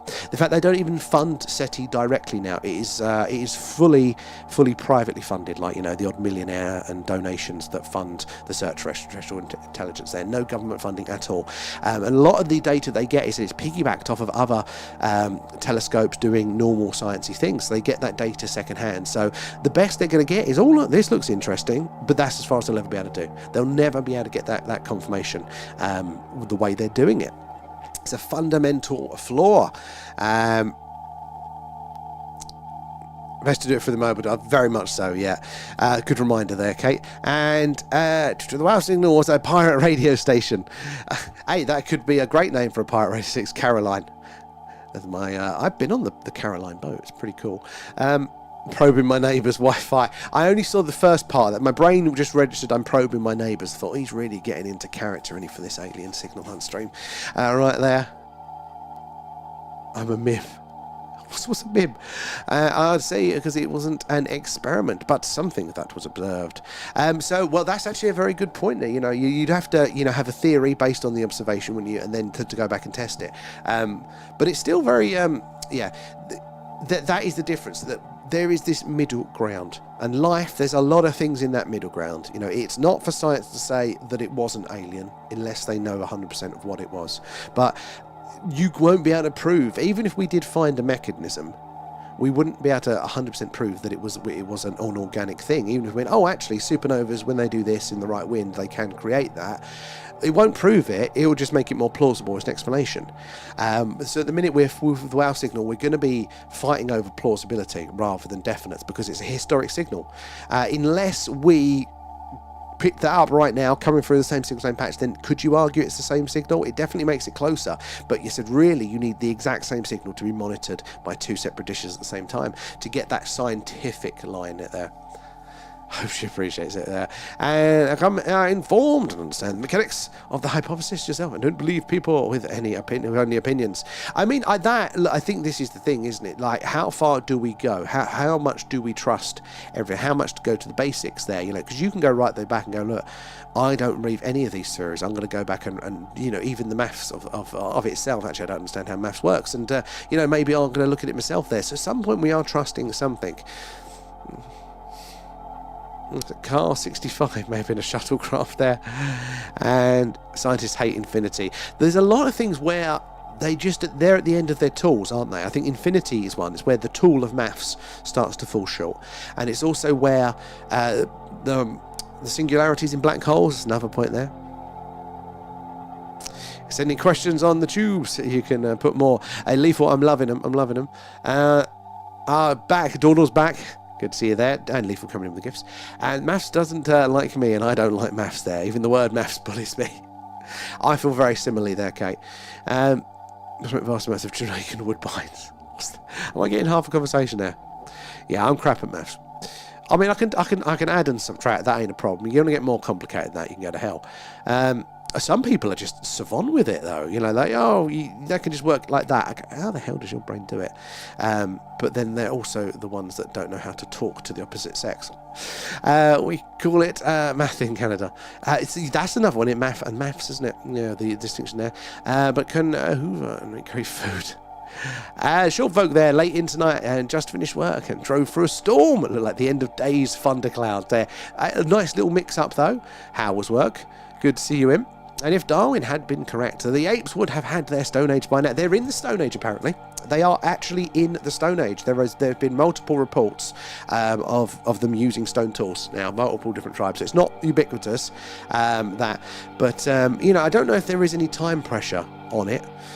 But they are, that was it. And who else? There was another species as well that was it, I don't know if it's octopus as well. They were using stone-based tools or something like that. So technically, yeah, there's definitely apes and stuff that use spears. They are starting to use tools much more. I love tech, but printers are evil machines. Oh, Trevor, let me start on printers. It's the one thing that we as a species cannot get right, and it shouldn't be that hard, but they're printers. I have never bought a decent one. The more commercial you get, the better, the more reliable they are. But honestly, even then they're crap. Again, another previous life used to do signs and print and stuff like that, so I had a range of digital printers, and the bigger they were, the more reliable they were, the more money you spend roughly, but even then, still bags of shit. Make computers, but I have 5. Apple all the way.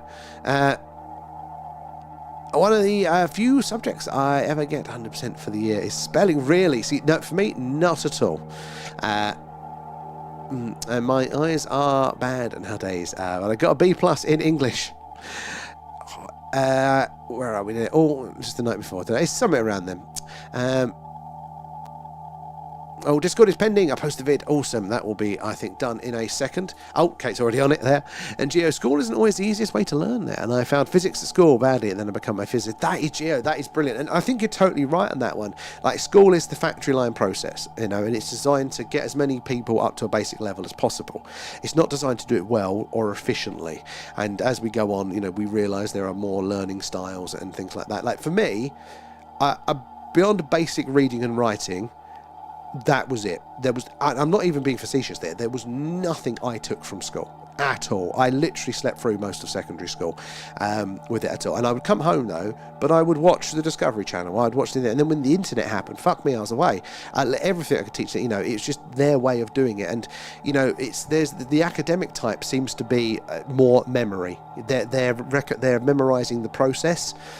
Who said what and when, not necessarily being able to toy with what is going on there. That's what I've found. I know a lot of people that kind of know what somebody said, but really their ability could. And I'm not named. I know some people that work in, I'll say motorsports on this sort of thing, and they had a lot of money doing that, and F1 is, and they had a lot of money doing the engineering, and it's all very, very, very technical. But you actually look at the remit of their job. That took you 5 years. I mean, I couldn't do it myself, but that took you to do that. And the efficiency, the efficacy of our education system is shit. If you actually quantified, if you was a way of measuring either time or calorific cost to attend an education, it would be single digits of transfer. And the other way to think of that is like if it was communication, like if I'm sending a message. Do you remember semaphore? Right, it's like the old train signals. They were like coloured wooden strips, and you would like put them in different positions, and that would signal something. And that's how they used to communicate over long distance, and have these towers in like long lines, and then they would all change the system, and that message would get passed along. But you could only obviously pass very, very simple messages very, very, very slowly. So it's a low bandwidth, basically, not very complex. So I think the internet now, think of all the data we can get very, very fast around the world. It's crazy. And it's like that. If you looked at our education system now, we're probably on fucking semaphore, like that. It isn't very good for it. Oh, cloud clearing over your way, man. I'm not getting anything yet. I might have to double check fully. You're sticking my head out. Hey, people that take drugs, especially accustomed to police, Dave. Oh, thank you, Kate, for jumping on that one. Hey, you did a good job, Kate, with the answer in there.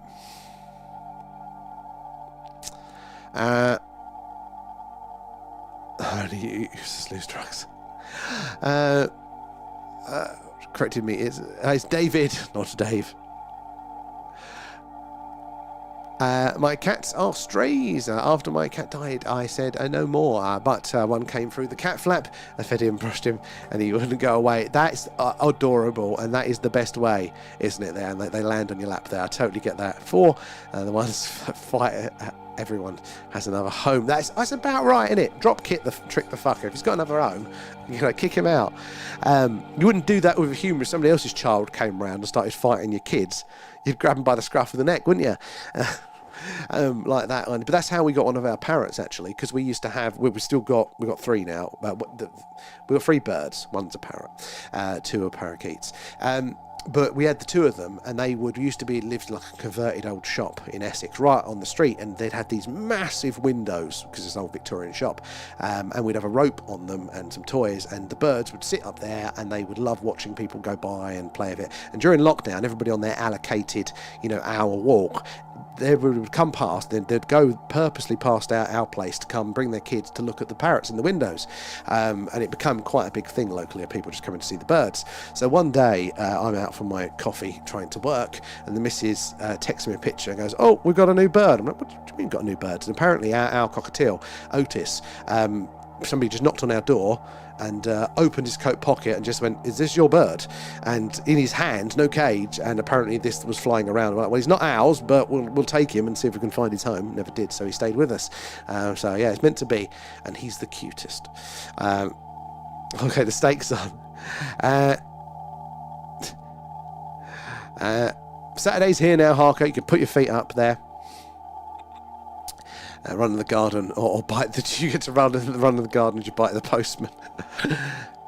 1 year in the fan club, Harko. Awesome, Hey, so that is is this our 1 year anniversary, Harko? That is pretty cool.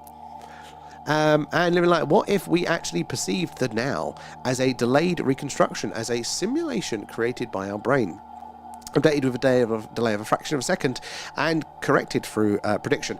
I think that is exactly what's happening, and I think mainstream science would probably agree with you as the most likely. Because, I mean, it looks like, from my perspective anyway, that I'm in my head and I'm looking for a big window out onto the world, and in the objective world is the top of my laptop, the microphone, the camera, all those things. But this is sensor data, and that can get confused quite easily, and there is definitely a delay. There is definitely a lag in these things. It's not necessarily perceptible, but there is. So again, there's going to be lots of around that one, lots with that. And that prediction error, though, the prediction you talk about there, that is when errors do happen, and it happens a lot more than you think. What did you forget to ask me, Kate? I can't see the reply comment. So with my new chat, guys, if you're having a chat with each other, I can't actually see those ones. It filters those ones out for me. So sometimes I only get half a message. Because apparently rummaging. We did that one.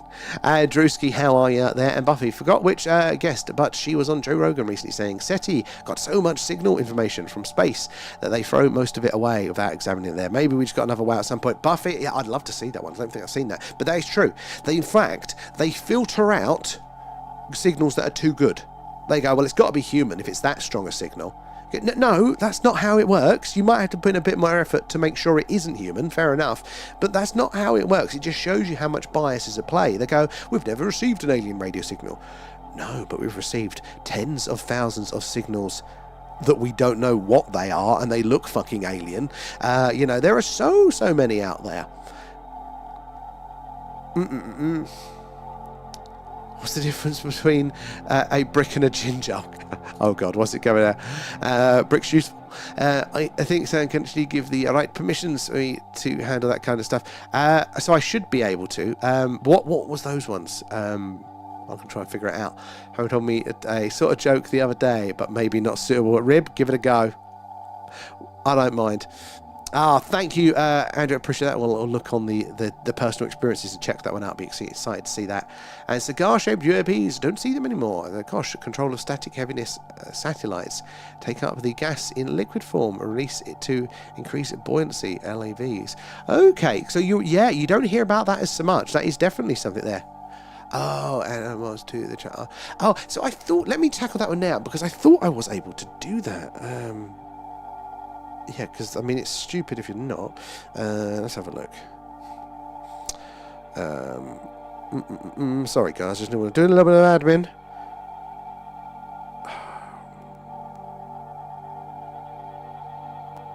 No.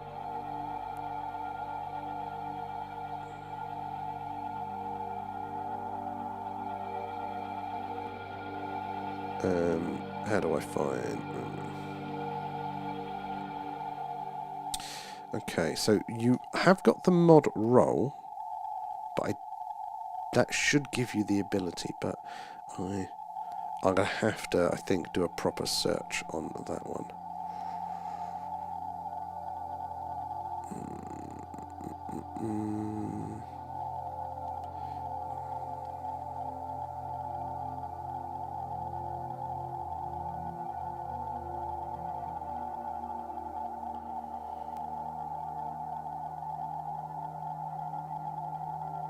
Yeah, no, that's going to take a bit of a deep dive. Sorry, Caleb. I will try and have a proper look at that on tonight, though, because that would make a lot of sense. Hackings, how are you doing tonight there? Hey, everyone. May have a Discord, a link. Oh, so links should be in our description on our main channel on the tubes there. That should be a link for all different ones there, and that's like the invite link. Should work for that one there. Oh, it came down just remember how I thought I'd done it, but obviously not. So I'll have to have a proper check of that one. Aliens have probably got PS5 there. Stream anniversary for Harco. Yeah, we need to do a proper celebrations, I think, yeah. 36 hours. Oh my God, Kate. No, that's awful. Hopefully I have a good sleep tonight, though. Cufflinks are rubbish, definitely. Andy Burnham looks suspiciously like a younger Keir Starmer. Oh, you know it. Yeah, you know it. What frequency was it? Oh, the WoW signal. That was this one. 1.420 point something or other. There.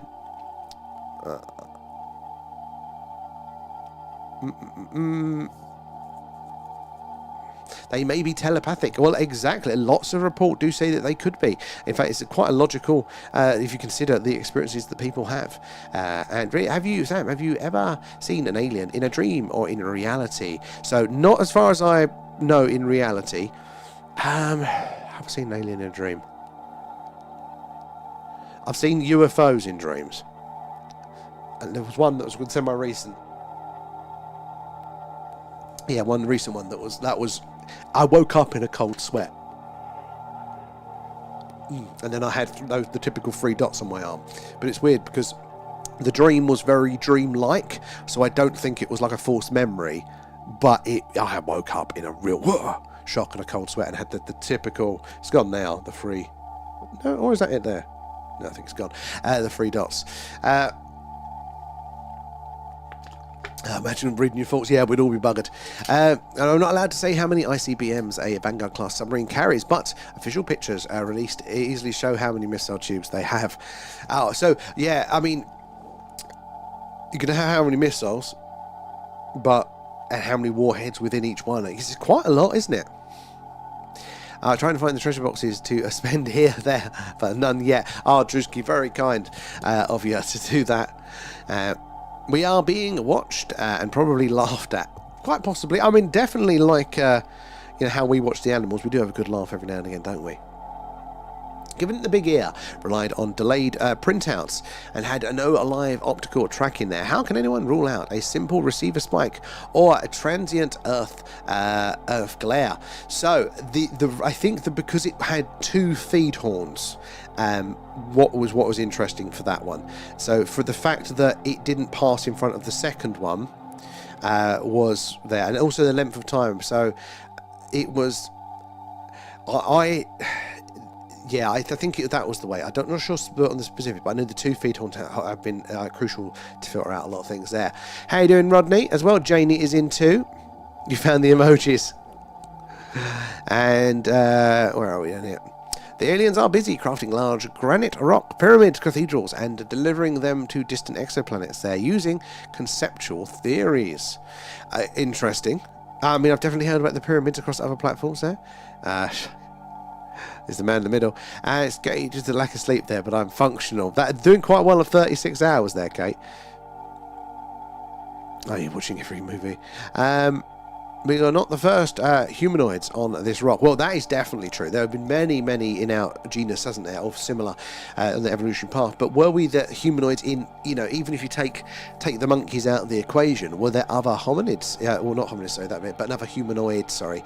Yeah, we're not the first hominid, but are there other humanoid creatures, bipedal? The amount of time Earth has been habitable before, possibly there. Oh, I'd like to know why RH negative blood exists there, and please don't explain it in terms of natural selection or diversity there. I want to know a true origin. So, it's a good question. No idea. No idea. And in fact, to reverse that one, it seems to buck the trend of natural selection. So, natural selection actually doesn't quite work with the RH, which is really interesting because apparently the RH negative mothers, if they have an RH negative positive child, it's high risk of miscarrying. The body treats it as a separate entity there, like, a foreign thing to be got rid of. So why wasn't it bled out? Why wasn't it bred out? If evolution as we understand it works, why wasn't that? Why did it persist? So this is the thing, as far as we know, it doesn't have the same telltale signatures. There are other variations, in our bloods and things like that that are odd, but not as odd as the Rh negative stuff there, though. There's a really interesting Y-Files, I think it's out today, that touched on this, and again, does a much better job than I will do. There's lots of new things in there. Touched on the shopping bills in my house. Does she do the shopping and pay the bills? Claire there coming in with the follow. Where are you joining us from tonight? Good to have you aboard. Sounding person. I can't remember what that was for now, but it probably was. If it was a school one, yeah. Aliens watched Star Trek and sent oversized doors. Oh, no, was the person that I know, yeah. I say I know him. He's the one for that one, the work, the F1 work. He was a friend of a friend, but I knew quite well, briefly. That was that example. And there are other examples close to there. But the aliens watched Star Trek and sent oversized doors, fitted them to buildings on Earth, and made volcanic basalt columns that took very similar to giant trees, even geologically provable. Aliens watched Star Trek, sent oversized doors. I'm not following on that one. My mum was Rh negative, then Rh positive. They're living. Excellent there, Rib. So, the maths. Talking to girls. Oh, that one. Yeah. That was coming. As I was saying, I thought that's just a bit spiky, but it wasn't intended like it, actually, that one there. Thank you, guys. Living Light. So apparently I heard, I'm parroting literally something I just watched today. It's the Y-Files one, things that I didn't know, so this could be very wrong, but I trust he gives a fair shout to these things. But yeah, apparently if it's the Rh negative parent with a Rh positive child, the first child's apparently okay, but after that it becomes a higher risk or something along those lines. They can multitask. And no octopuses were throwing rocks at Mouse there. They didn't like. It was an attention from. I want attention from. I think it was that it wasn't just the throwing of the rocks. I've seen that, but they were using them as tools to open mollusks or something like that. School is rubbish there. I got expelled. I left. And I shit you not. I left for the last year of school, and they didn't put up a fight. They didn't care. They didn't know. I just didn't turn up. Essentially. It was, absolutely ridiculous.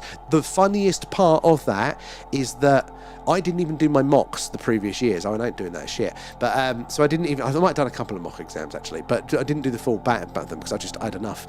And I actually got a GCSE, so I'm in geography. I think it's, GCSE in geography. I don't know what it was now. It wasn't a good one, but it was a GCSE qualification geography. I didn't do any of my GCSEs. I didn't do most of the mocks. How the fuck did I get it? That's how incompetent they are.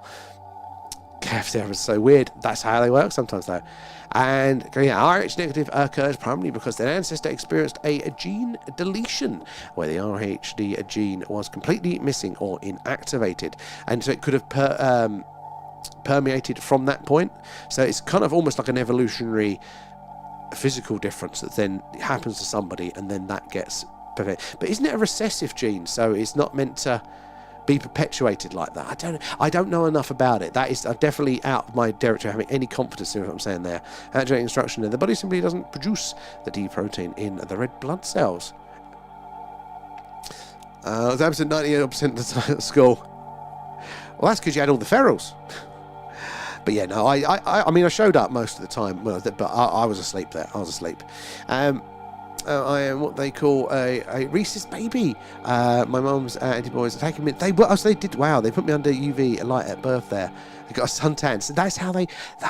It's great the technology to do it there. School is just about coaching kids to pass an exam. To pass an exam, and that makes the school look good. But basically, it is that is it. It's the factory line process. It is that these guys, you are gonna just about get enough information to be able to function in our society. You'll know you know, if I say divorced, beheaded, died, divorced, beheaded, survived, you'll know I'm talking about Henry the fucking Eighth. You know, it's like we can share enough culturally. The real basics, the real framework of that, nothing more. It's a little bit of information. It takes a lot to kind of get in. And we kind of need it, but again, it is based on such rigid ideas. It's just so flawed. It really, yeah, I will, when somebody brings up school around me and anybody that knows me goes, rolls their eyes, because it's an open wound and I will bleat on till the cows come home. It's a hill that I will die on with the education system there. It was just so incompetent, and I suspect still is. And Invaders 1995 opening scene, aliens looking human, eating steak and chains. Oh, so that's the one, yeah. You know, maybe I have seen that one there. I don't even know what blood type I am that I would say alcohol. Nicotine and caffeine's mine. I heard that rude. Not at all, Drewski. Another race from another realm, quite possibly. And God, I remember Invaders, a hole in the sand. No, definitely not a monkey. You never know. I mean, look. Ultimately, if the correct understanding of life is out there, we all have a universal common ancestor. You know, we're all related at some point in the chain. It's just about how far back you go. What about golden blood? I've heard of the golden blood one. Association system. It's the indoctrination system. But that's the same thing. That is the same thing, isn't it? Think of it as like computers on a factory line. At some point, they go out, they get their operating system put on them, don't they? That's what school is doing now. You have to actually put the apps on it that you want.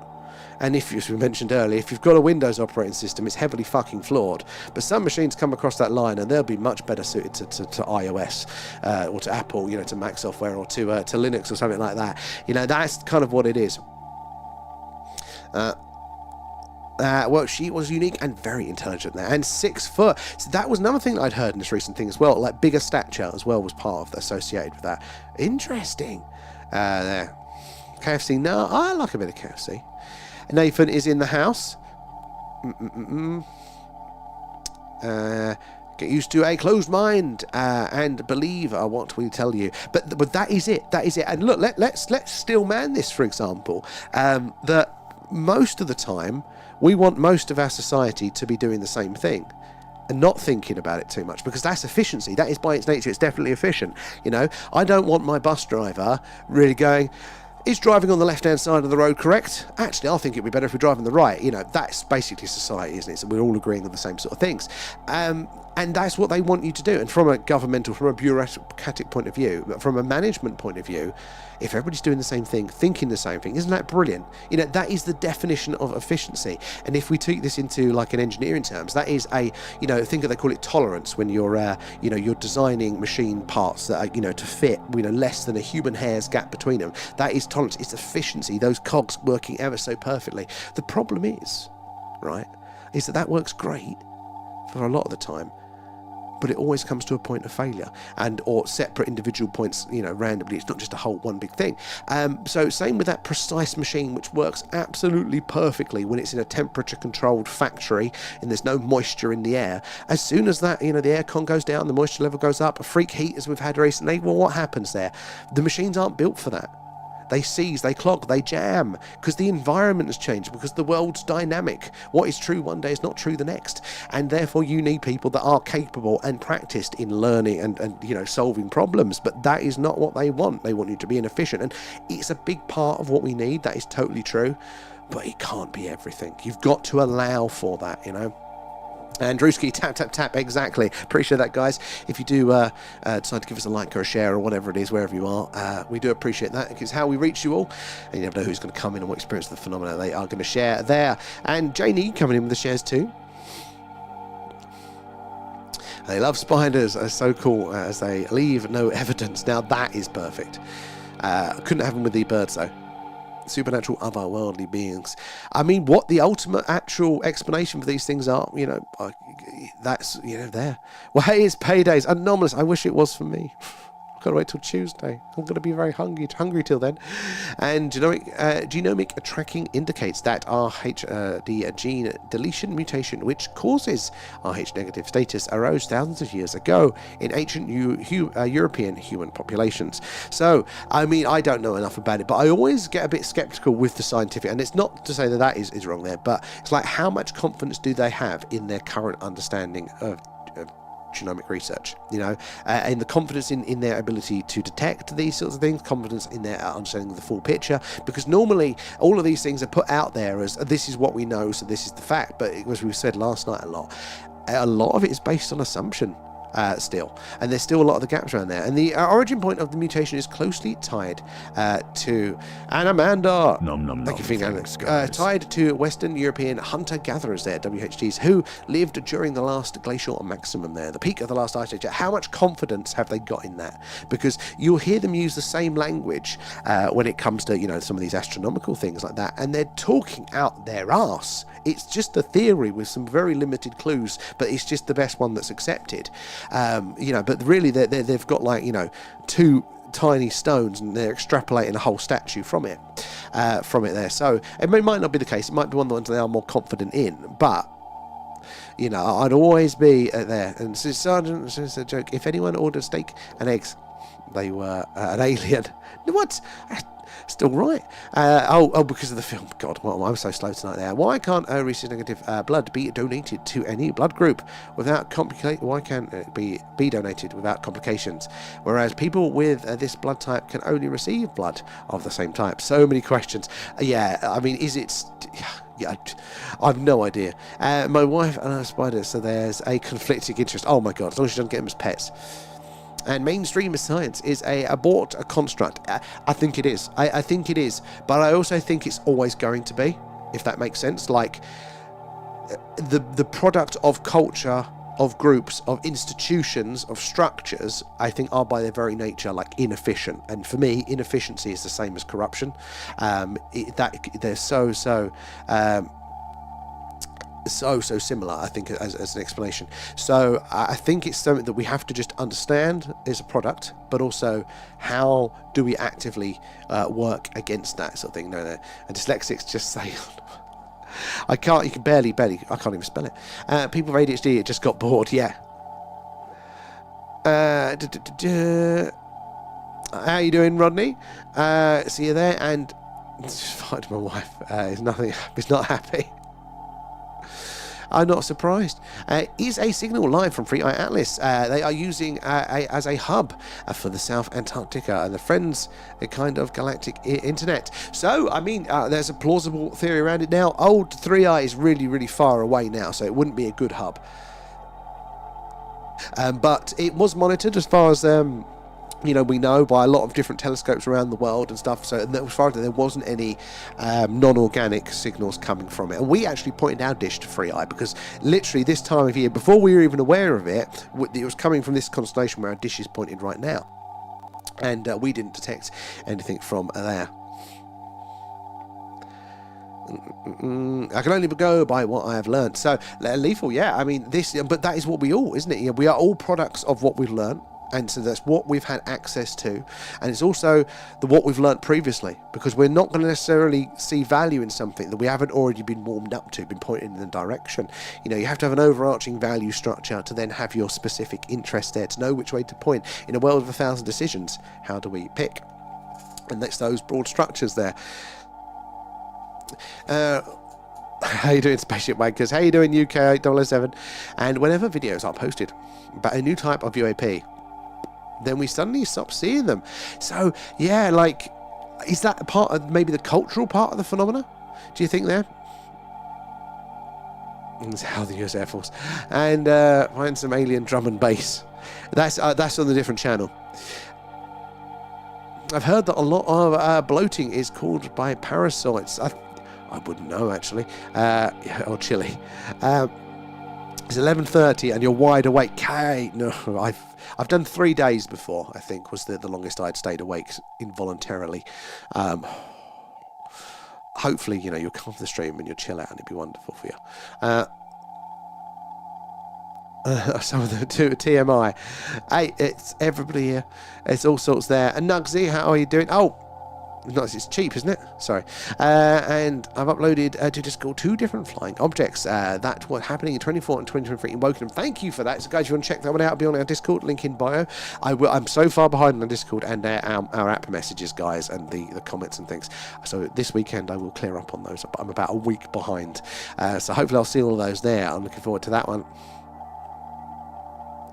You're rewatching it right now. Oh, I wonder if I have seen it.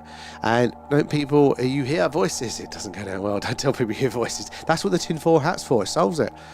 And there was a rather odd-looking UFO pictured on Mars there, and it was like a saucer with tentacles. It's very similar, isn't it, to the things that we've, the jellyfish UFOs that we've, been seeing around here. I'm quite willing. Excuse me. Sorry, with the jellyfish UFOs that we've been seeing here, with the ones that I have seen, I can see how they could be a cluster of balloons. I like a lot of them. Just too limited information to know otherwise. But it ain't gonna be a lost fucking balloon, is it, on Mars? What's the debunk of that? What's their excuse? An A up, a early dream. If you do, I don't remember. That is exactly how I was until I started taking for my POTS LDN, low dose nitroxetine, something like that. It's what they give heroin addicts. It takes the high off of the heroin, so they just go, this ain't fun anymore. But apparently they gave it to me because it's apparently balances all to do with dopamine and stuff like that, and it basically it blocks your dopamine receptors, so your brain goes, shit, we need more dopamine receptors, which means you can feel more dopamine. And the warning was, when you start this, you will probably start to have very, very, very, very vivid dreams. And I didn't actually have that vivid of dreams. There were a lot of horror stories. People just going, you're going to dream about spiders and it's going to be real. I didn't ever have that one. But I did start dreaming again, and it's now still kind of with me, even though I'm not on it anymore. And the only reason I'm not on it anymore is because it cost me 70 quid a month for a tiny little bottle, and I can't afford that, which is a shame. But yeah, that sorts you out. Have a chat with one of your friends at the hospital. My manager has spoken in 1990. What you know, Grey Bob, is actually a female Grey. Oh, is that Skinny Bob, Luca? Is that the Skinny Bob one? Because that was a recent video out there. Interesting, because I hear a lot of the Greys as being, a lot of the times, there's not a sex assigned to them. There's no sort of nipples or reproductive organs or anything like that. But that's interesting, because I have heard some accounts, not a lot, some, but they does seem to be that sense that they get from them, though, but not a visual. Do you believe in the rumour the American government uses alien technology? Ooh, I don't know. It's a plausibility to it. For me, it's all like a 0 to 100 on all of these things. So if it's somebody's personal, encounter experience, do I believe it? Like, I mean, well, I can work with it as information, but there's just so little data for me to confirm, and I'm a frustrating person. I want to experience it for myself. So they're normally quite low, just because most of it is on trust, and I just do not know the person. Some of them can be a bit more plausible when you start to learn a bit more context, see what their behaviour is over time and stuff like that, like Boblins are. A few things can connect and kind of build it up, but they're always, frustratingly low, but it's just product of the information that's there. Things like, alien life being out there in the universe, 100%. Just all the proves that there is. Is it visiting us here on Earth? I'm not quite 100, but I'm in the 90s. I just think there's a lot of evidence it's possible, and there's a lot of evidence. So, that, for me, that. But with the reverse engineering the tech, I would lean, if I had a gun to my head, I would say yes. But I don't know to what degree, because there's various. There has been one downed UFO, and they found it, and they've been looking at it ever since, and they're very secretive about it. And then they're downing them left, right, and centre, and they've reverse engineered them all, and we have our own versions. There's a big gap between that. So I'm not sure where I sit on how much they've reversed it successfully, how many craft they've got there. But if I had to pick, is there real life UFOs or is there not? I'm gonna go with there is, and that they are at least exploring it and trying to. I don't know how successful they've been. The UFOs you've seen is human. Oh yes, as well, the flux liner there. And I saw a UFO. Sorry, it was my wife in the car, and I was just having a bad night. Oh no, does it mean you're not going to sleep as well? And how can we prove a signal is artificial if it contained no decodable modulation, audio binary, or pulse patterns? So The way that we would do it, again, I don't think you could do it like 100%, but you could do it 99.99.99.99%. So going back to having the type of signal that it is, because in nature has its characteristic signal types. They are night and day different between a technological signal and an alien radio signal. You know, sorry, a technological signal and an organic signal from space. They look very, very different. There's a lot of different characteristics to them. So if you can confirm that it's not from Earth, then you know it's not technological and ours. So that's those two dishes pointing at the target. But, you know, could there be something so weird going on that planet that's organic that does produce that? Like, it'd be so unlikely, especially from a planet. Don't know if you'd get that resolution though, but it would be so unlikely, you know, because we know a lot of star behavior. So you well, what else could it? What organic could cause that now? So I think it would push it to the 99.99.99.99% if we were able to get the two simultaneous dishes to on the same signal in real time. Mars doesn't have any Weatherspoons yet. But can you imagine what they'd be like with that pyramid? If that pyramid on Mars is real, you know what it would be. It'd be a Weatherspoons. What would the name be? What would the carpet look like? The Trident 2D5 missile, depending on the type of re-entry vehicle, it carries between 8 to 12 warheads. I heard that it was like, each warhead separates out again from it or something? Because I thought it was like more than that. I mean, it's still a bloody load, isn't it? If you think about that, depending how many missiles each got, that's a lot of targets. I mean, bit of luck that it is the case though, because haven't we got like one submarine out there at any time doing that? We've been out from solar system many light years by now.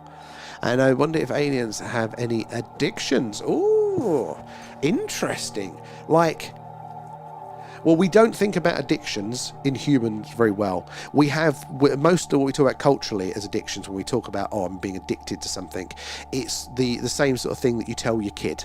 And we haven't updated that as adults. So we go, oh, we don't have that. That's addictive. That thing will make you want more of the thing. That is bollocks. Absolute bollocks. And it's well understood to be bollocks, but nobody actually bothers telling anybody unless they look for it like that. No, it solves a problem for you. It's the same. So if you get headaches and an aspirin, a paracetamol changes that habit, are you addicted to the paracetamol? Well, it depends. The answer is, can you stop? You know, if it's the only thing that's sorting your headache out, if it's solving that problem for you, you will get addicted for it. My dad's mother, my grandmother technically, died literally of exactly that. So you can get it for shopping. You know, you can get it for eating, you can get it for, you know, prescription medications, you can get it for smoking, you can get it for behaviour. And, you know, the degree of dysfunction is what, you know, clarifies it, you know, how much does it come is a problem for you. That is what a lot of things, including like mental health disorders, they're diagnosed based on how in the way of your life it gets, rather than by an objective measure. So therefore, it's two people can have the exact same internal experience, but one will get a diagnosis because they've figured out a way to handle that versus the other. So insane with it. So I wonder if those things affect, if they've had the same biological experience, the same evolution as us. I would imagine there's a good chance that they do. I was read into the US AP for the Fluxliner tech by General Lemmy personally in the 1970s. That is good. What's the propulsion system? How does that work, Barrett, on the Fluxliner? Because that's something I never knew. Got a Tesco's delivery tomorrow. Oh, you're going to be up for that. And much more likely than someone flying here from billions of miles away. So, I mean, the likelihood of it, I mean, I think doing the signals, definitely you think, don't you? Like, because if we go to the extraterrestrial part, the classic version of this, little green men coming from different stars in big metal spaceships, well, having an alien radio signal's got to be more likely, because travelling that distance, it's got to be a pain in the arse, isn't it? I think now, though, with the explanations for the phenomena, Amanda, did Alan say thank you? Thanks, guys. The exploration phenomena, where it's a bit more diverse than that, I think it changes the numbers a bit, but also as well the billions of miles away, that's a relative to us, you know, because of how we travel in our technology. The only way to cross those distances really that we're aware of would be a warp drive, which, real doesn't break physics. We just need a lot of energy to do it. So if they've figured out the energy problem, that's probably how they do it. And at which point, whether it's 1 light year or whether it's 1,000 or 1,000,000, it don't make much difference to them. So maybe it does become the more plausible option. Hacking. Did you see videos for Ivan 031 channel? Is the original uploader for Skinny Bog there? If you saw them, what do you think? Oh, the newer ones, yeah, because they released some new ones there. I was mixed with those, the new ones. I would watch them and I'd go, oh, that's really good, and then I'd watch it again and go, oh no, it's fake. Oh, that's really good. So I keep meaning to have a look, but there's a few things I think in there that if I looked into it, I think that could confirm either which way, but I keep forgetting to do it. What did you guys think of that? Yeah, NDA expired in 2022. I didn't think they did expire, a lot of those ones, with it. So if it expired, though, you're free to talk. Like, yeah, what was the propulsion? And opinions like us, everyone's got one. Exactly. But there's a reason for it as well, isn't there? This is the thing, it's evolution of software. In the same way that Jim might have a third nipple, right? That's a physical evolution there, and if Jim is a real hit with the ladies because of that third nipple, Jim's going to have a lot of kids, and that trait's going to progress, isn't it? Well, it's the same with software, within our temperament, our behaviour, with our ideas, with our potential suggestions for solutions. We've all got to suggest them. Like nature throws out, a third nipple, a sixth toe, I don't know, an eyebrow on its side, vertically, not horizontally. I don't know. It rolls the dice, goes, let's try this. And the ones that work perpetuate. But ideas are like that. Opinions are like that. There's a lot of shit, but you need the shit because we never know which one's going to be right. Art is exactly the same too. You need the shit art because artists don't know what's going to be good, and you don't know which artist is going to be good. So you can't just let them all fuck around with paint and whatever it is they're doing these days. And then 1 out of 100, you go, actually, shit, you got something there, lad. With it, you're a band driver. Only joking there. Claire from England, welcome aboard. Just like us there. Have you ever seen anything strange in the skies?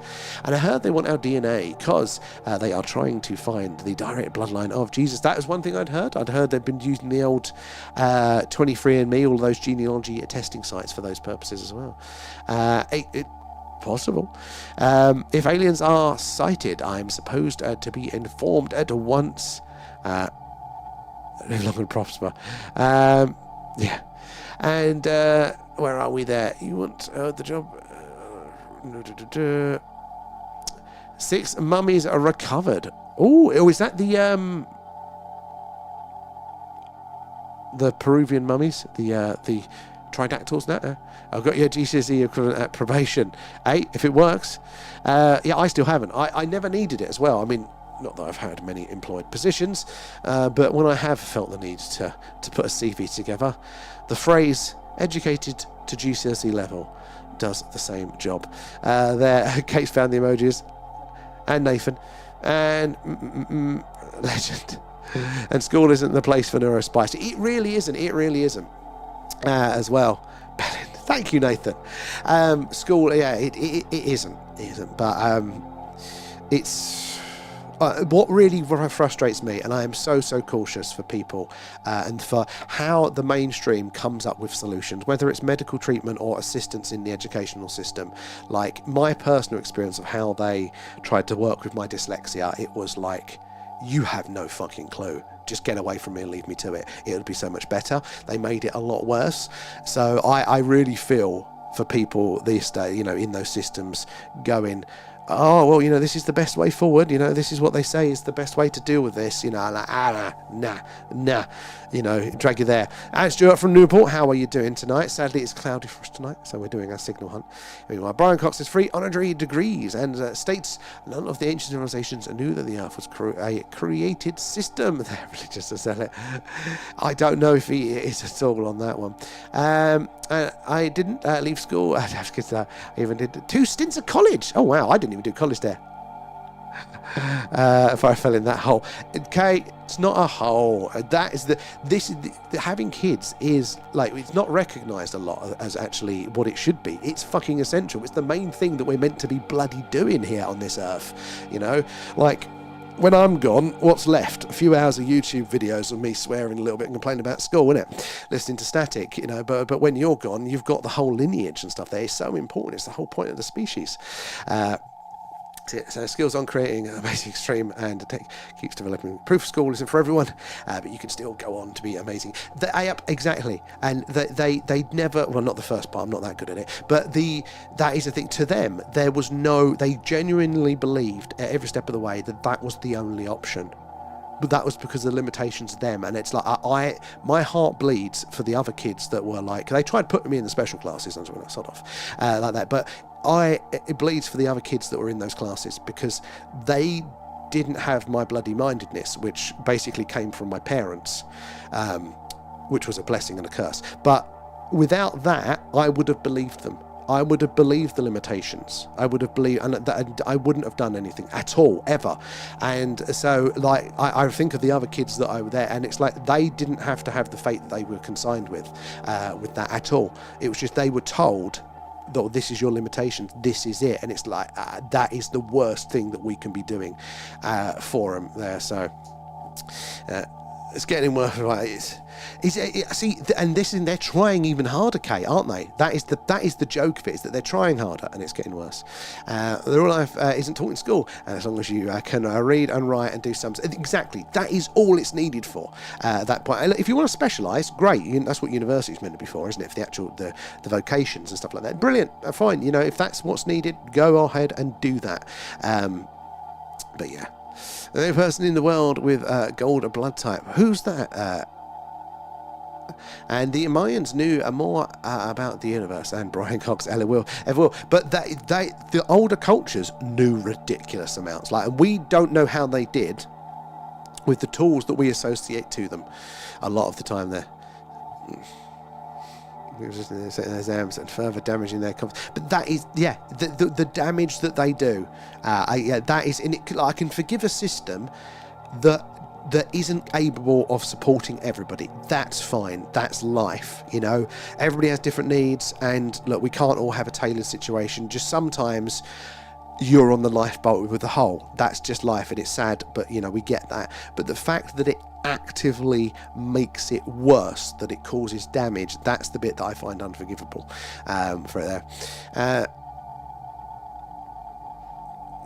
I just got barred from IT class for taking over the computers. I knew kids like that could do that. I was never smart enough to do it, but they just run rings around the schools. Always the way. And apparently there has been humans that have had either gold blood or blue blood when they bled. Is that where the blue blood old royalty thing comes from there? I've not really, I suppose I've heard the phrase, but not, as a thing. Society is flawed. Bang on, it is. It really is. But it's always going to be flawed. Clear night we are. Sadly not, Al Jackson. Sadly, no, it is cloudy. But tomorrow is looking good for us here. Bring on Skynet. See, the problem is, and that's my great fear with AI, is that it is computational. It is systems thinking. Not that it could never be creative, but it's gonna put us in those boxes. Just like the bureaucracy, and it'll be like that all over again. You're in the wrong glasses. That explains it. He's going, what stream am I even on?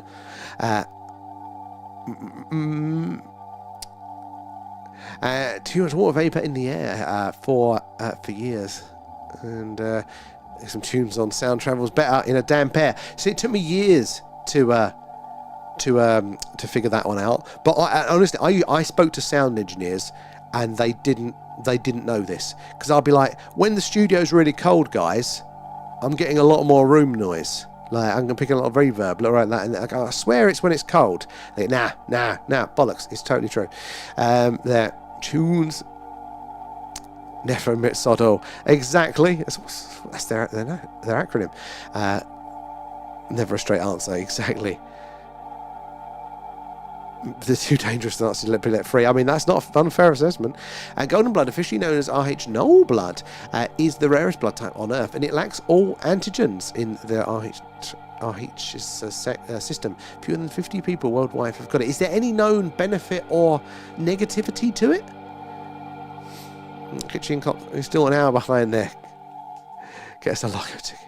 It's called Golden because it is a universal donor for a rare RH. But carriers can only receive safe donations from other RH individuals. Interesting on that one. That is, thank you for the clarity, man. That's brilliant information. Reese is a monkey. Yeah, yeah. But isn't that the difference, though? That is where it comes from. It's or it's the lack of that. So the difference is that the negative is missing the protein that that we all share from the monkey lineage there. So they actually don't have the monkey protein or something. In new 100G iPhone speed. I mean, think of the delay. Think of the ping on that. Advert for glasses. What are the chances? Did you see the videos from Ivan? Oh yeah, no, I did that one. It's not on the whiff. 2 weeks. 2 weeks. 90s. 3 days after that, straight. I bet. No, 2 weeks I couldn't do. 90% almost I used to believe is fake there, and you're still in the matrix of deception. A modern religious creation story. Well, I mean, most. No, do you think we're all religious? Because most of us, it's a more secular society mostly at the minute, and it's not necessarily a creation. Or do you mean in the sense that even our modern scientific explanations kind of still points to a creation core? Because that's interesting, actually, because it kind of still does. It's like we can't fully shed it. Although I am coming back around to the religious stuff. Emotional basket case. Oh, 100, yeah, 100% now. I need alien contact. I have questions. I've got a lot of questions too. And my arthritis does not like raves. Got to stop the raves then. I've not heard the debunk yet regarding the Mars UFO. It'll be interesting if it does come up there, because yeah, there's not a lot of stuff around there to mistake that for. Prefer serotonin. Harley newer. I don't have any of those either. They call it golden because it's priceless for people with RH. It makes perfect sense there. Did I hear that? Probably woo-woo. Or was stumbling over words. Could these shapes on Mars be Mars caused by meteors smashing into the surface and moulding the rocks from heat friction? Or, I mean, it's not something we've seen before, because that with impact stuff like that. Not with like geometric shapes, but I mean, given enough chance randomness, that's not for you. I think Skinny Bob made me cry, if it's the video I think it was. Oh, no, I don't think, Skinny Bob's the one, he's static and it's grey and he's just standing there kind of blinking like that, and it's just various different positions. The one you're thinking of is the Victor one with the light meter there. What happened to Minidisc? It lives on, or it did live on until the Digital Age into broadcast world. Do miss Minidisc. And it'll be hilarious when it does come there. More swamp gas from Venus or something. The people that have been so violent like that, they never really get the comeuppance, because it's normally a slow change. You never normally get the eureka, but we might. Shower with Donald Trump and out. You got a shower with Trump? I'll catch you later out there, Dave. Love you. The Nazis had saucer technology in 45. So this was something that the Nazis were up to weird shit, but I didn't go that way. I thought maybe they might have been trying with things. Maybe they had some sort of weird prototype. But definitely I thought not the full-on craft, the saucer that was, anywhere near that. I thought that's too much of a jump. But I am coming round to it more. And we were reading, weren't we, the classic leaked documents from the 40s, US government documents talking about, what could be the Roswell crash wreckage, and they were describing it, and it was really interesting because it was describing it not in this, oh my god, the technology is so futuristic. It was future and advanced, but it was still much more human. They were talking about exhausts and, control surfaces and aerodynamics and things like that, which is not what you get with the futuristic saucer type one. So that I was like, oh, that could be a point for that. Catch you later, Amanda, and peace out there, Jolly, as well. And the plasma trap experiment. Oh, tell us more on that one. And what about recent theories showing it could be a natural maser flare or a comet interaction? So those ones for the wow signal, these are the ones that have kind of survived any form of test for the wow signal, for calls for it. The problem for me, I think the closest possible ones are good is the maser sort of flare, but it's still like the ultimate pull trick shot, like the way they're describing how the wow signal could happen from natural causes. It has to be that sort of flare going through this, bouncing off on that, then through a hydrogen cloud, and we're at perfectly right angle. I mean, at what point do we just go aliens? That's actually easier. We know life exists in the universe. We know life eventually gets technological. We know it sends signals. What's your thing doing? What are you doing? Oh, it's bloody loud. Yeah, so I think, I mean, maybe it's plausible, but it's, you know, you've seen the trick shots and you're like that, and ball bounces off this left, right, centre. Yeah, that's my threat on it for the minute. Alien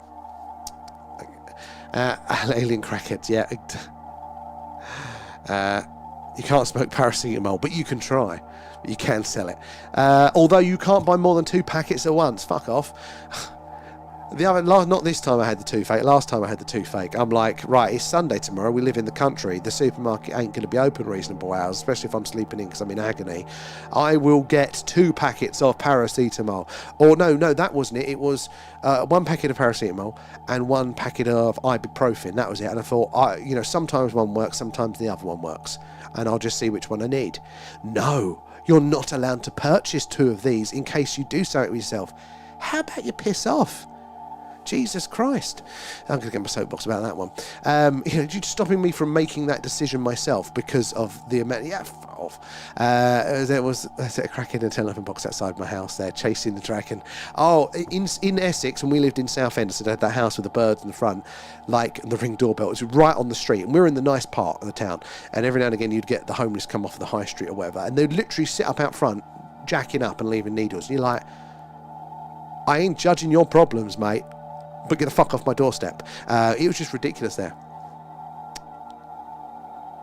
But have you tried it though? Always a good influence there, okay? The joke. And actually, first time I've seen the stream with the radio things. Oh, really? No, not much to see tonight. No, sadly not as visually as stimulating. But at least we can be on, even when the skies are cloudy. And we're still doing the evidence, you know, so we still have a chance of detecting it there. Drive is still highly classified, but you have a valid drawing there, mechanics, to figure out. We're built using 50s tech. So the okay, all right.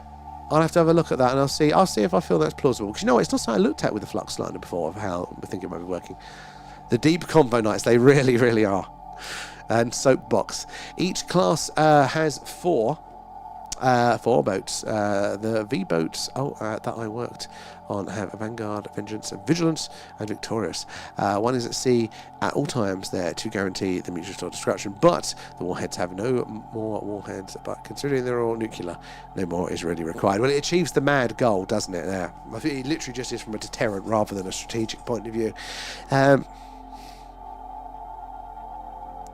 Mechanics layout is similar to the craft General Lamy showed me. And there's no new videos on Ivan. There's only 4 videos. Oh, okay. So it's not. So Ivan is on the channel. So this is the original Skinny Bub, because there was new ones that came out that are basically looks like to be the same style, the same, you know, black and white graininess, the same alien beard looks exactly the same previously. So this was the original ones. The original ones, I feel very mixed about. Like, I could see them being CGI, but I've heard people say that they're not CGI for this reasons, and I've heard people say that they're definitely CGI for other reasons. I just don't know. Though I think it pretty confidently was proven that the grain effect that is over the video is definitely a stock grain video effect, so it has been manipulated at the very least in that there. We're checking the ground, good to see if anything dropped. And my father and hubby both RAF, so signed Official Secrets Act. Still keep stuff, still after 30 plus years. See, I couldn't do it, even if I wanted to. I cannot do it for the life of me. Don't tell me anything you don't want spread around there.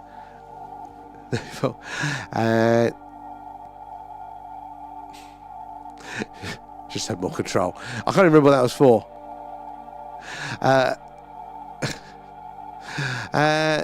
So my authority is the original classified. Oh, hello, darling. Guess what? What? It's not too hot. Oh, you can stay in the same bed. Yeah, no, I shall permit it. Let's see. It's nice to find a use for the Gorilla Glue. You will stay and talk about eyebrows, maths, and kids and cats. Yeah, the things that we end up talking about there. You're welcome there. And they are starting to question if the R in blood type is alien. Oh, Jesus, seriously. I've heard rumours there. Is it? I've heard some on those lines. Yeah. I was in the dumb class for everything there except science. top set, and they made a mistake. But this is the thing. I honestly don't know many of the people that I went to school with that got good grades that are objectively any better off. Most of them aren't. It's a bad way to do a filter, you know, and again, it's a rudimentary way. It's the only way that we had for a while. Somebody brilliantly described this as, you know, like a university degree. It tells you that somebody has a minimum competence, but it doesn't tell you if somebody doesn't have it. If somebody else that doesn't have a degree doesn't have it, you know, it kind of gives you a scraping of the barrel. It doesn't let you filter individuals through it there. So it's a very, very flawed process doing it there. And in a lot of the items dug up in Tulahigo, they have come across telescopes of brass and crystal. BCE. So I heard something once on about that they were looking at the crystal lenses of these and saying, everybody go, look, these look like lenses, but archaeologists will go, they can't be a lens. Lenses weren't invented for 1,000 years later, so it can't be a lens, can't be something else. But people go, well, it's a fucking clear object that reflects light like that. 10,000 BC, 10, oh my god, that is ridiculous. That is over there. And how true there, no limitations aren't necessary, and at best this leads to living as one's best self, and serving all that exists in the best possible way without harming oneself and others. But that's, I think, the key point, isn't it, around there. But it's the limitations through their own ignorance. And the answer, I will answer truthfully now what I can. 100% love that. SS there, he is the alien, could well be. What did you say to the recent Arecibo study showing that natural hydrogen clouds can produce brief, concentrated radio flares on that exact frequency? But it's the precise nature of it. So that is the thing, because otherwise we would get more. So with those flares are they're similar in a sense because it explains the frequency, but you still have to have the other components for the precision of the signal. That's where the interest lies. They're getting better with the explanations, but it's still a trick shot for there. I've spoken too many sci-fis, if only. The soul is real, could be there. The soul is mine. Can I Yes. just check I'm not on camera, am I? A little bit. Really? No, don't think so.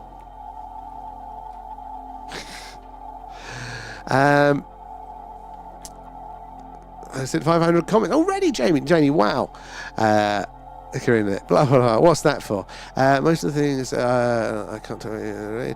There's I think a 1500s Italian UFO crash that was bell-shaped and supposed Nazi bell supposedly disappeared. Wonder if it's the same thing. Oh, the Daigoku, the Nazi bell. So I mean, look, if you're building a craft that can move like this, you're also building a time machine. It's one and the same sort of thing most of the time. So history could play a part in it, something like that. I mean, you also had, I can never remember the name of it there, the other Italian crash. But you do wonder, like throughout history, we know there's records of sightings, but there's something so tantalizing about the idea of a historic crash recovery. That for me, the archaeologists with the old paintbrushes out there, dusting off of the ancient symbols there. Nathan, we're all allowed to say our bits, Nathan.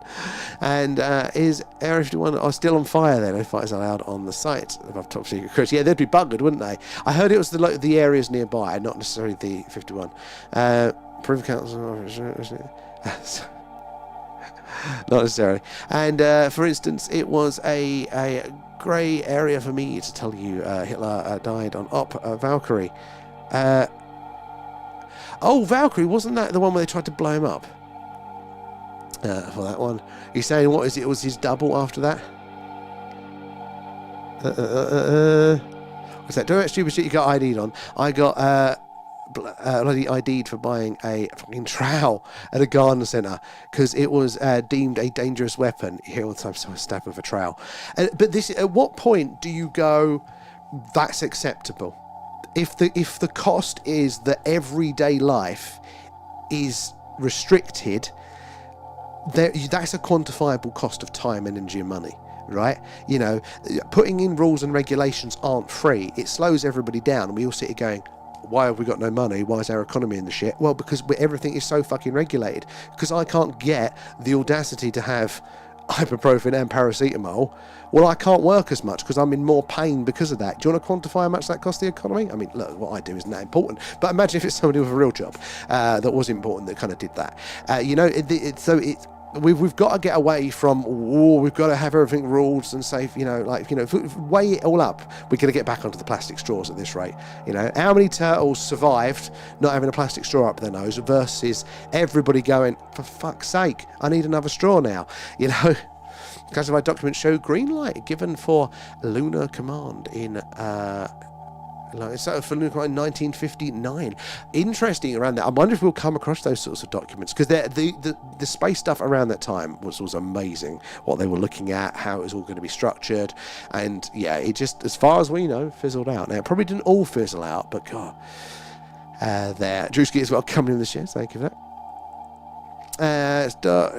Sid. What's that? Where's Sid? I can't see. Oh, maybe you're having a chat with somebody else. I can't see. But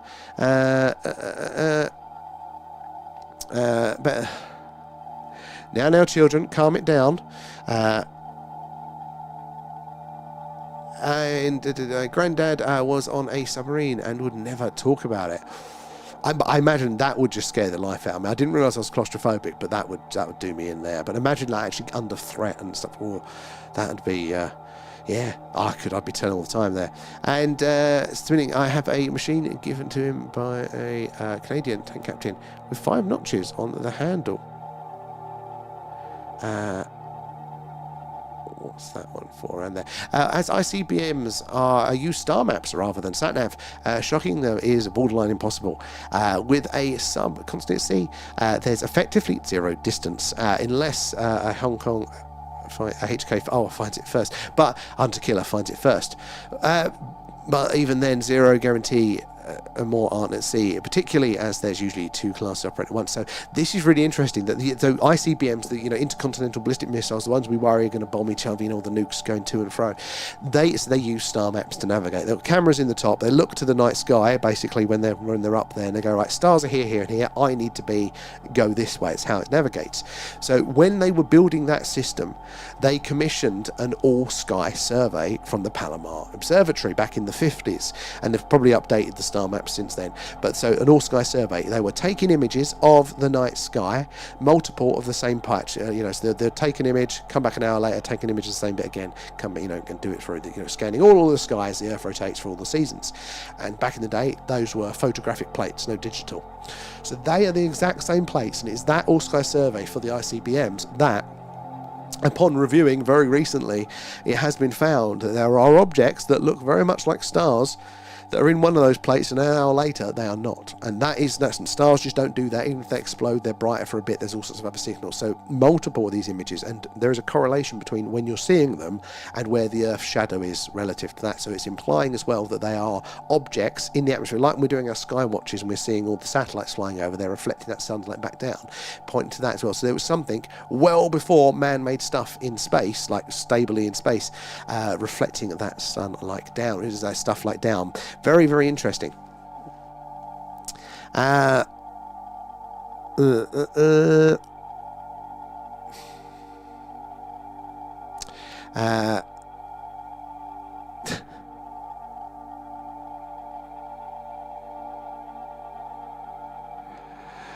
are we down here? I should hope not. Mine's been gone for about 20 years. What's that? Justify. Does anyone know how much I can get a perfectly working P900 or P1000 with a proper lens? You know what? No idea, actually. They were one of the ones that I was looking at when we looked at our camera, but I can't tell you. I can't tell you what the price ranges were for those. The only one in the family he would ever talk to about his experiences. I bet there's some stories to tell there.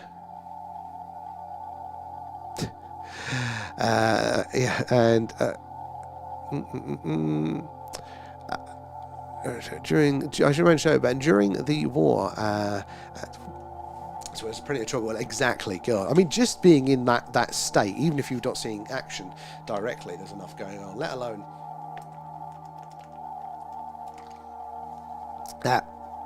I'll probably have a look out of curiosity, Drew. Just again, I'll see if I can come up with something. eBay was always a good one for that there. And are people jumping to aliens simply because Jeremy even wrote wow on a piece of paper rather than because of the data itself? Well, I wouldn't... it's having a sulk in the connection. I wouldn't assume that because there, at the time, it looked even more like aliens. Like, this is the thing. The fact that it didn't fit anything for a very, very, very, very long period of time, I think it's quite plausible. The way to view that now, I would imagine, are people still viewing it as potentially alien because for so long it was totally, alone as an outlier there. But again, this I think there are still plausibilities to it. We won't be able to collapse it definitely. Was it one of the explained things or was it an alien thing? Because it's a past signal, sadly. But for me, the way we lean with that is goes... Again, it's not proven of certain things acting in those ways as well, like that can actually produce directly the wow signal. So it still takes leaps. And it always, I think it's interesting to see where people's biases are. Will they default to... well, it's not an alien argument, so even though we don't have the evidence of it, we're going to default that way? Or are they going to go, well, I think life's out there, so I'll default to the alien argument there? And it's a bias, not neither one's singularly perfect, but that's the point. They're both biases around that. I can't help it. It was passing. He was in the delusions removed. Oh my God! Take it. He actually. Oh my Kate. He actually experienced. Oh my God! No, that would be enough. Like, there. Teton needs attention. Always. The machine. The machete blade is stamped with like a crown with a tower on it. And it. Livingston and Collins go made in the USA at about 1250 and 1840, heavy leather sheath. It's a pretty cool artifact. Ability to talk. Used to. Or if you've seen things, you're getting past it. Where are we down here? Oh, we're catching up with the chat now, though. And it lives under the sofa cushions I sit next to. I've got, in our family, we've got two great war stories. I can never remember which persons that they are. One of them was... What's the bridge where they had the difficulty crossing the bridge? But this is a famous battle there. Anyway, one of my great-grandfathers was part of that parrot coming through, and the story was that as they were storming a building on the other side of that bridge, the Germans were running out the other door, so much so that they left everything behind, and we got some of the old crosses and the medals in the family now from that experience. But the other one is a German bayonet. No, it's not German bayonet. It's a Allied bayonet. I don't know if it's American or British, but it's got chips, like dents, like slight dents on certain part of it there, and the story is that was, those dents were done, from stabbing a German, whether it's true or not. Isn't it called the wow signal a classic case of a naming bias? If Jeremy Ehrman had written unknown anomaly instead, would anyone outside astronomy still talk about it? Ooh, I would actually say yeah, because you are conveying emphasis with that, and it's more emotional rather than analytical. Now, analytical, it was an outlier, so it was wow, but like we are a bit of suckers as for marketing, aren't we? And that sort of thing. It wouldn't, if it didn't have a sexy name, it wouldn't have had it. So, like, I think both can be true there. I can still think it's legitimate. I can think that's an appropriate reaction for it. But I can totally reckon that if he called it B12 X plus Y, nobody would know, because this is why it's interesting. There are so many other really good radio signals, like the wow signal out there, but they have these long fuck-ass names, so that nobody remembers them, and I can't remember to tell you which ones they are, because those names. So exactly true there. Living Light, thank you for the very kind super chat there. Appreciate it there. So, Rockers always there, no matter the circumstances. Oh, thank you. And I don't really, I struggle, but thank you. That is very, very kind. Massive appreciation, Living Light, there. And nothing can prepare you for fighting for your life in hand-to-hand combat there. Well, this I couldn't even wrap my head around. Reading some comments that I cannot see as I follow. I'm on the live chat. Seems hidden issues doesn't apply to me. No, I can see you there, but we're reading the TikTok as well, so we're on both platforms at once, so we bounce between those. Or are they other YouTubers there that's coming through? I know that there are. We sometimes don't see comments and it doesn't tell us that they've been filtered. So maybe it works the other way as well. So maybe they are on the YouTube chat and it's just not showing for you. In fact, who was it the other day that couldn't see? There were two people, they got along, but there was like a week or so they couldn't see each other, and they'd have to ask everybody to say hello to each other. Are they in the chat? Yeah, there. And the artifacts on the plates has recently been solved. They claim it's been found that the artifacts collided with nuclear tests and fallout, and it's still worrying that star maps could have errors. Well, that is a worry thing, but there is a correlation, but it's definitely not solved with that one. It was one paper that was put forward, but there is a correlation with nuclear activity, which is very interesting. But they've argued everything from particles affecting the plates and stuff like that. But what they've done is that they're another observatory on the other side of the world, I think somewhere in Germany, actually had plates from an all-sky survey from a similar time period, and they have confirmed that they've seen exactly the same things now recently, because it was up in the air for a while. There were a lot of good people putting some things around, and look, you never know, maybe there is still a legitimate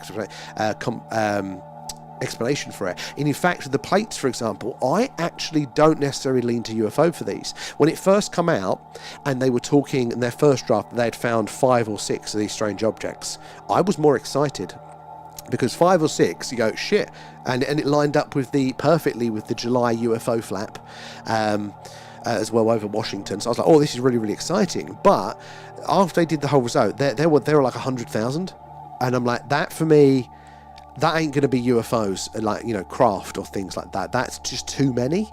I don't know what period of time it was, but you wouldn't have been more than a couple of years. That's a lot. So for me, it feels like it's probably going to be some sort of really cool natural effect. But maybe not with it. But definitely, it looks like there's something up there, because the other observatories have had the same thing, apparently. I can't handle the smell and sight of blood, and I'm after a war and mountain rescue. Oh my, yeah, well, totally expect that.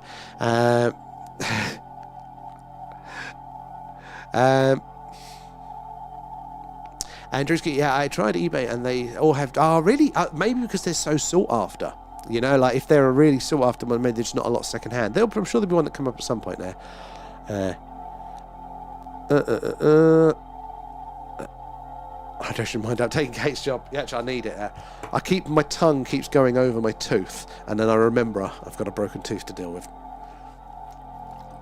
I can't see if I was a memory or a delusion. Because when he was lucid, he never spoke to. I suppose it's true, but even if it was a delusion, it was obviously a legitimate fear, and to kind of be in that situation, working on a craft like that, whilst that was a real risk, wouldn't want that one. The first aircraft crash he dealt with, he was a zombie for a week. Oh my god, yeah, experiencing something like that. We're just not made for it, I don't think. And I think it's time I pointed my camera at the sky. I'll catch you later there, Cheap. Hopefully you'll get something good. Sadly, it's not worked out for us tonight. That is very frustrating. And Janie, catch you later there. So we're going to be off in a second. Just going to catch up with the chat here.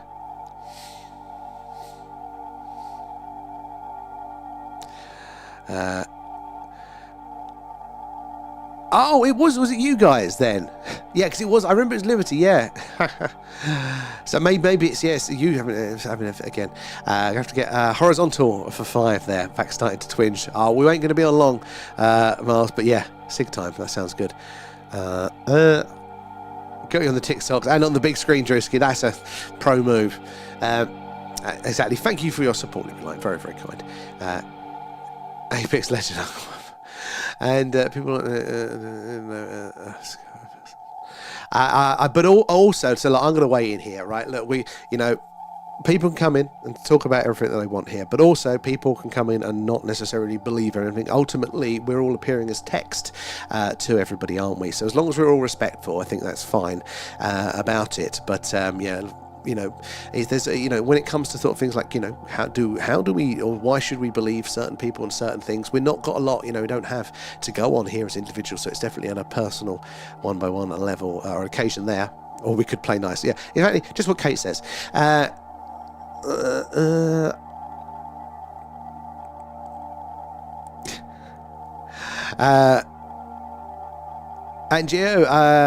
I think, however, you learn insanely high numbers of hits, UFOs is highly unlikely. But if you knew a species wasn't spacefaring and had limited space viewship, that's when you'd have the numbers. Well, I mean, that's it. For me, it does the sheer amount there kind of makes me go towards more natural with it. But, you know, maybe they're having a field day. Maybe we're their thing. I mean, the other thing, I don't know, I've not seen anybody do the maths on this, but being an all-sky survey, you don't know how many times you are going to be picking up the same object, you know, when its orbital paths are, over how long a period, and all that sort of stuff there. So, like, what is the minimum number that 100,000 targets could be? Because if that 100,000 targets goes down to 10, I'm back on board for the craft phenomena there. If it's 100, I'm going to be back on board for that.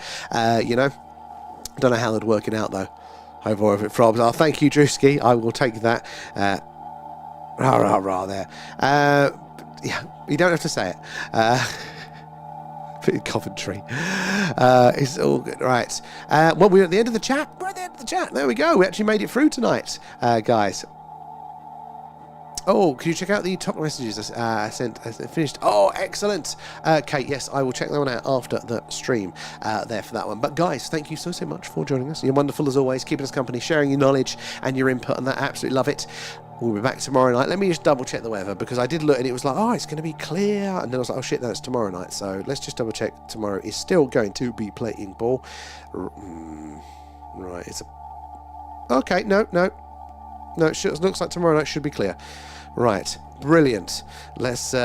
Let's look forward to that one for a Sky Watch then. But yeah, make sure you're following, subscribed, whatever it is, wherever you are. Get those notifications when we go live. Thank you for being awesome. And yeah, we'll catch you all tomorrow. And if you're waiting for long waiting messages or responses from me on the Discord or the chat, hopefully tomorrow I'm going to get through them, guys. I'm going to make a start at the very least there. Oh, and just quickly for DJ here, the signal originated from a fixed star system. Why didn't background gravitational lensing or interstellar scintillation distort the way it does other deep space signals? Oh, you know what? I don't know for that one. Now, we do know this where it came from. It was the Sagittarius constellation. It was very, very, very far away.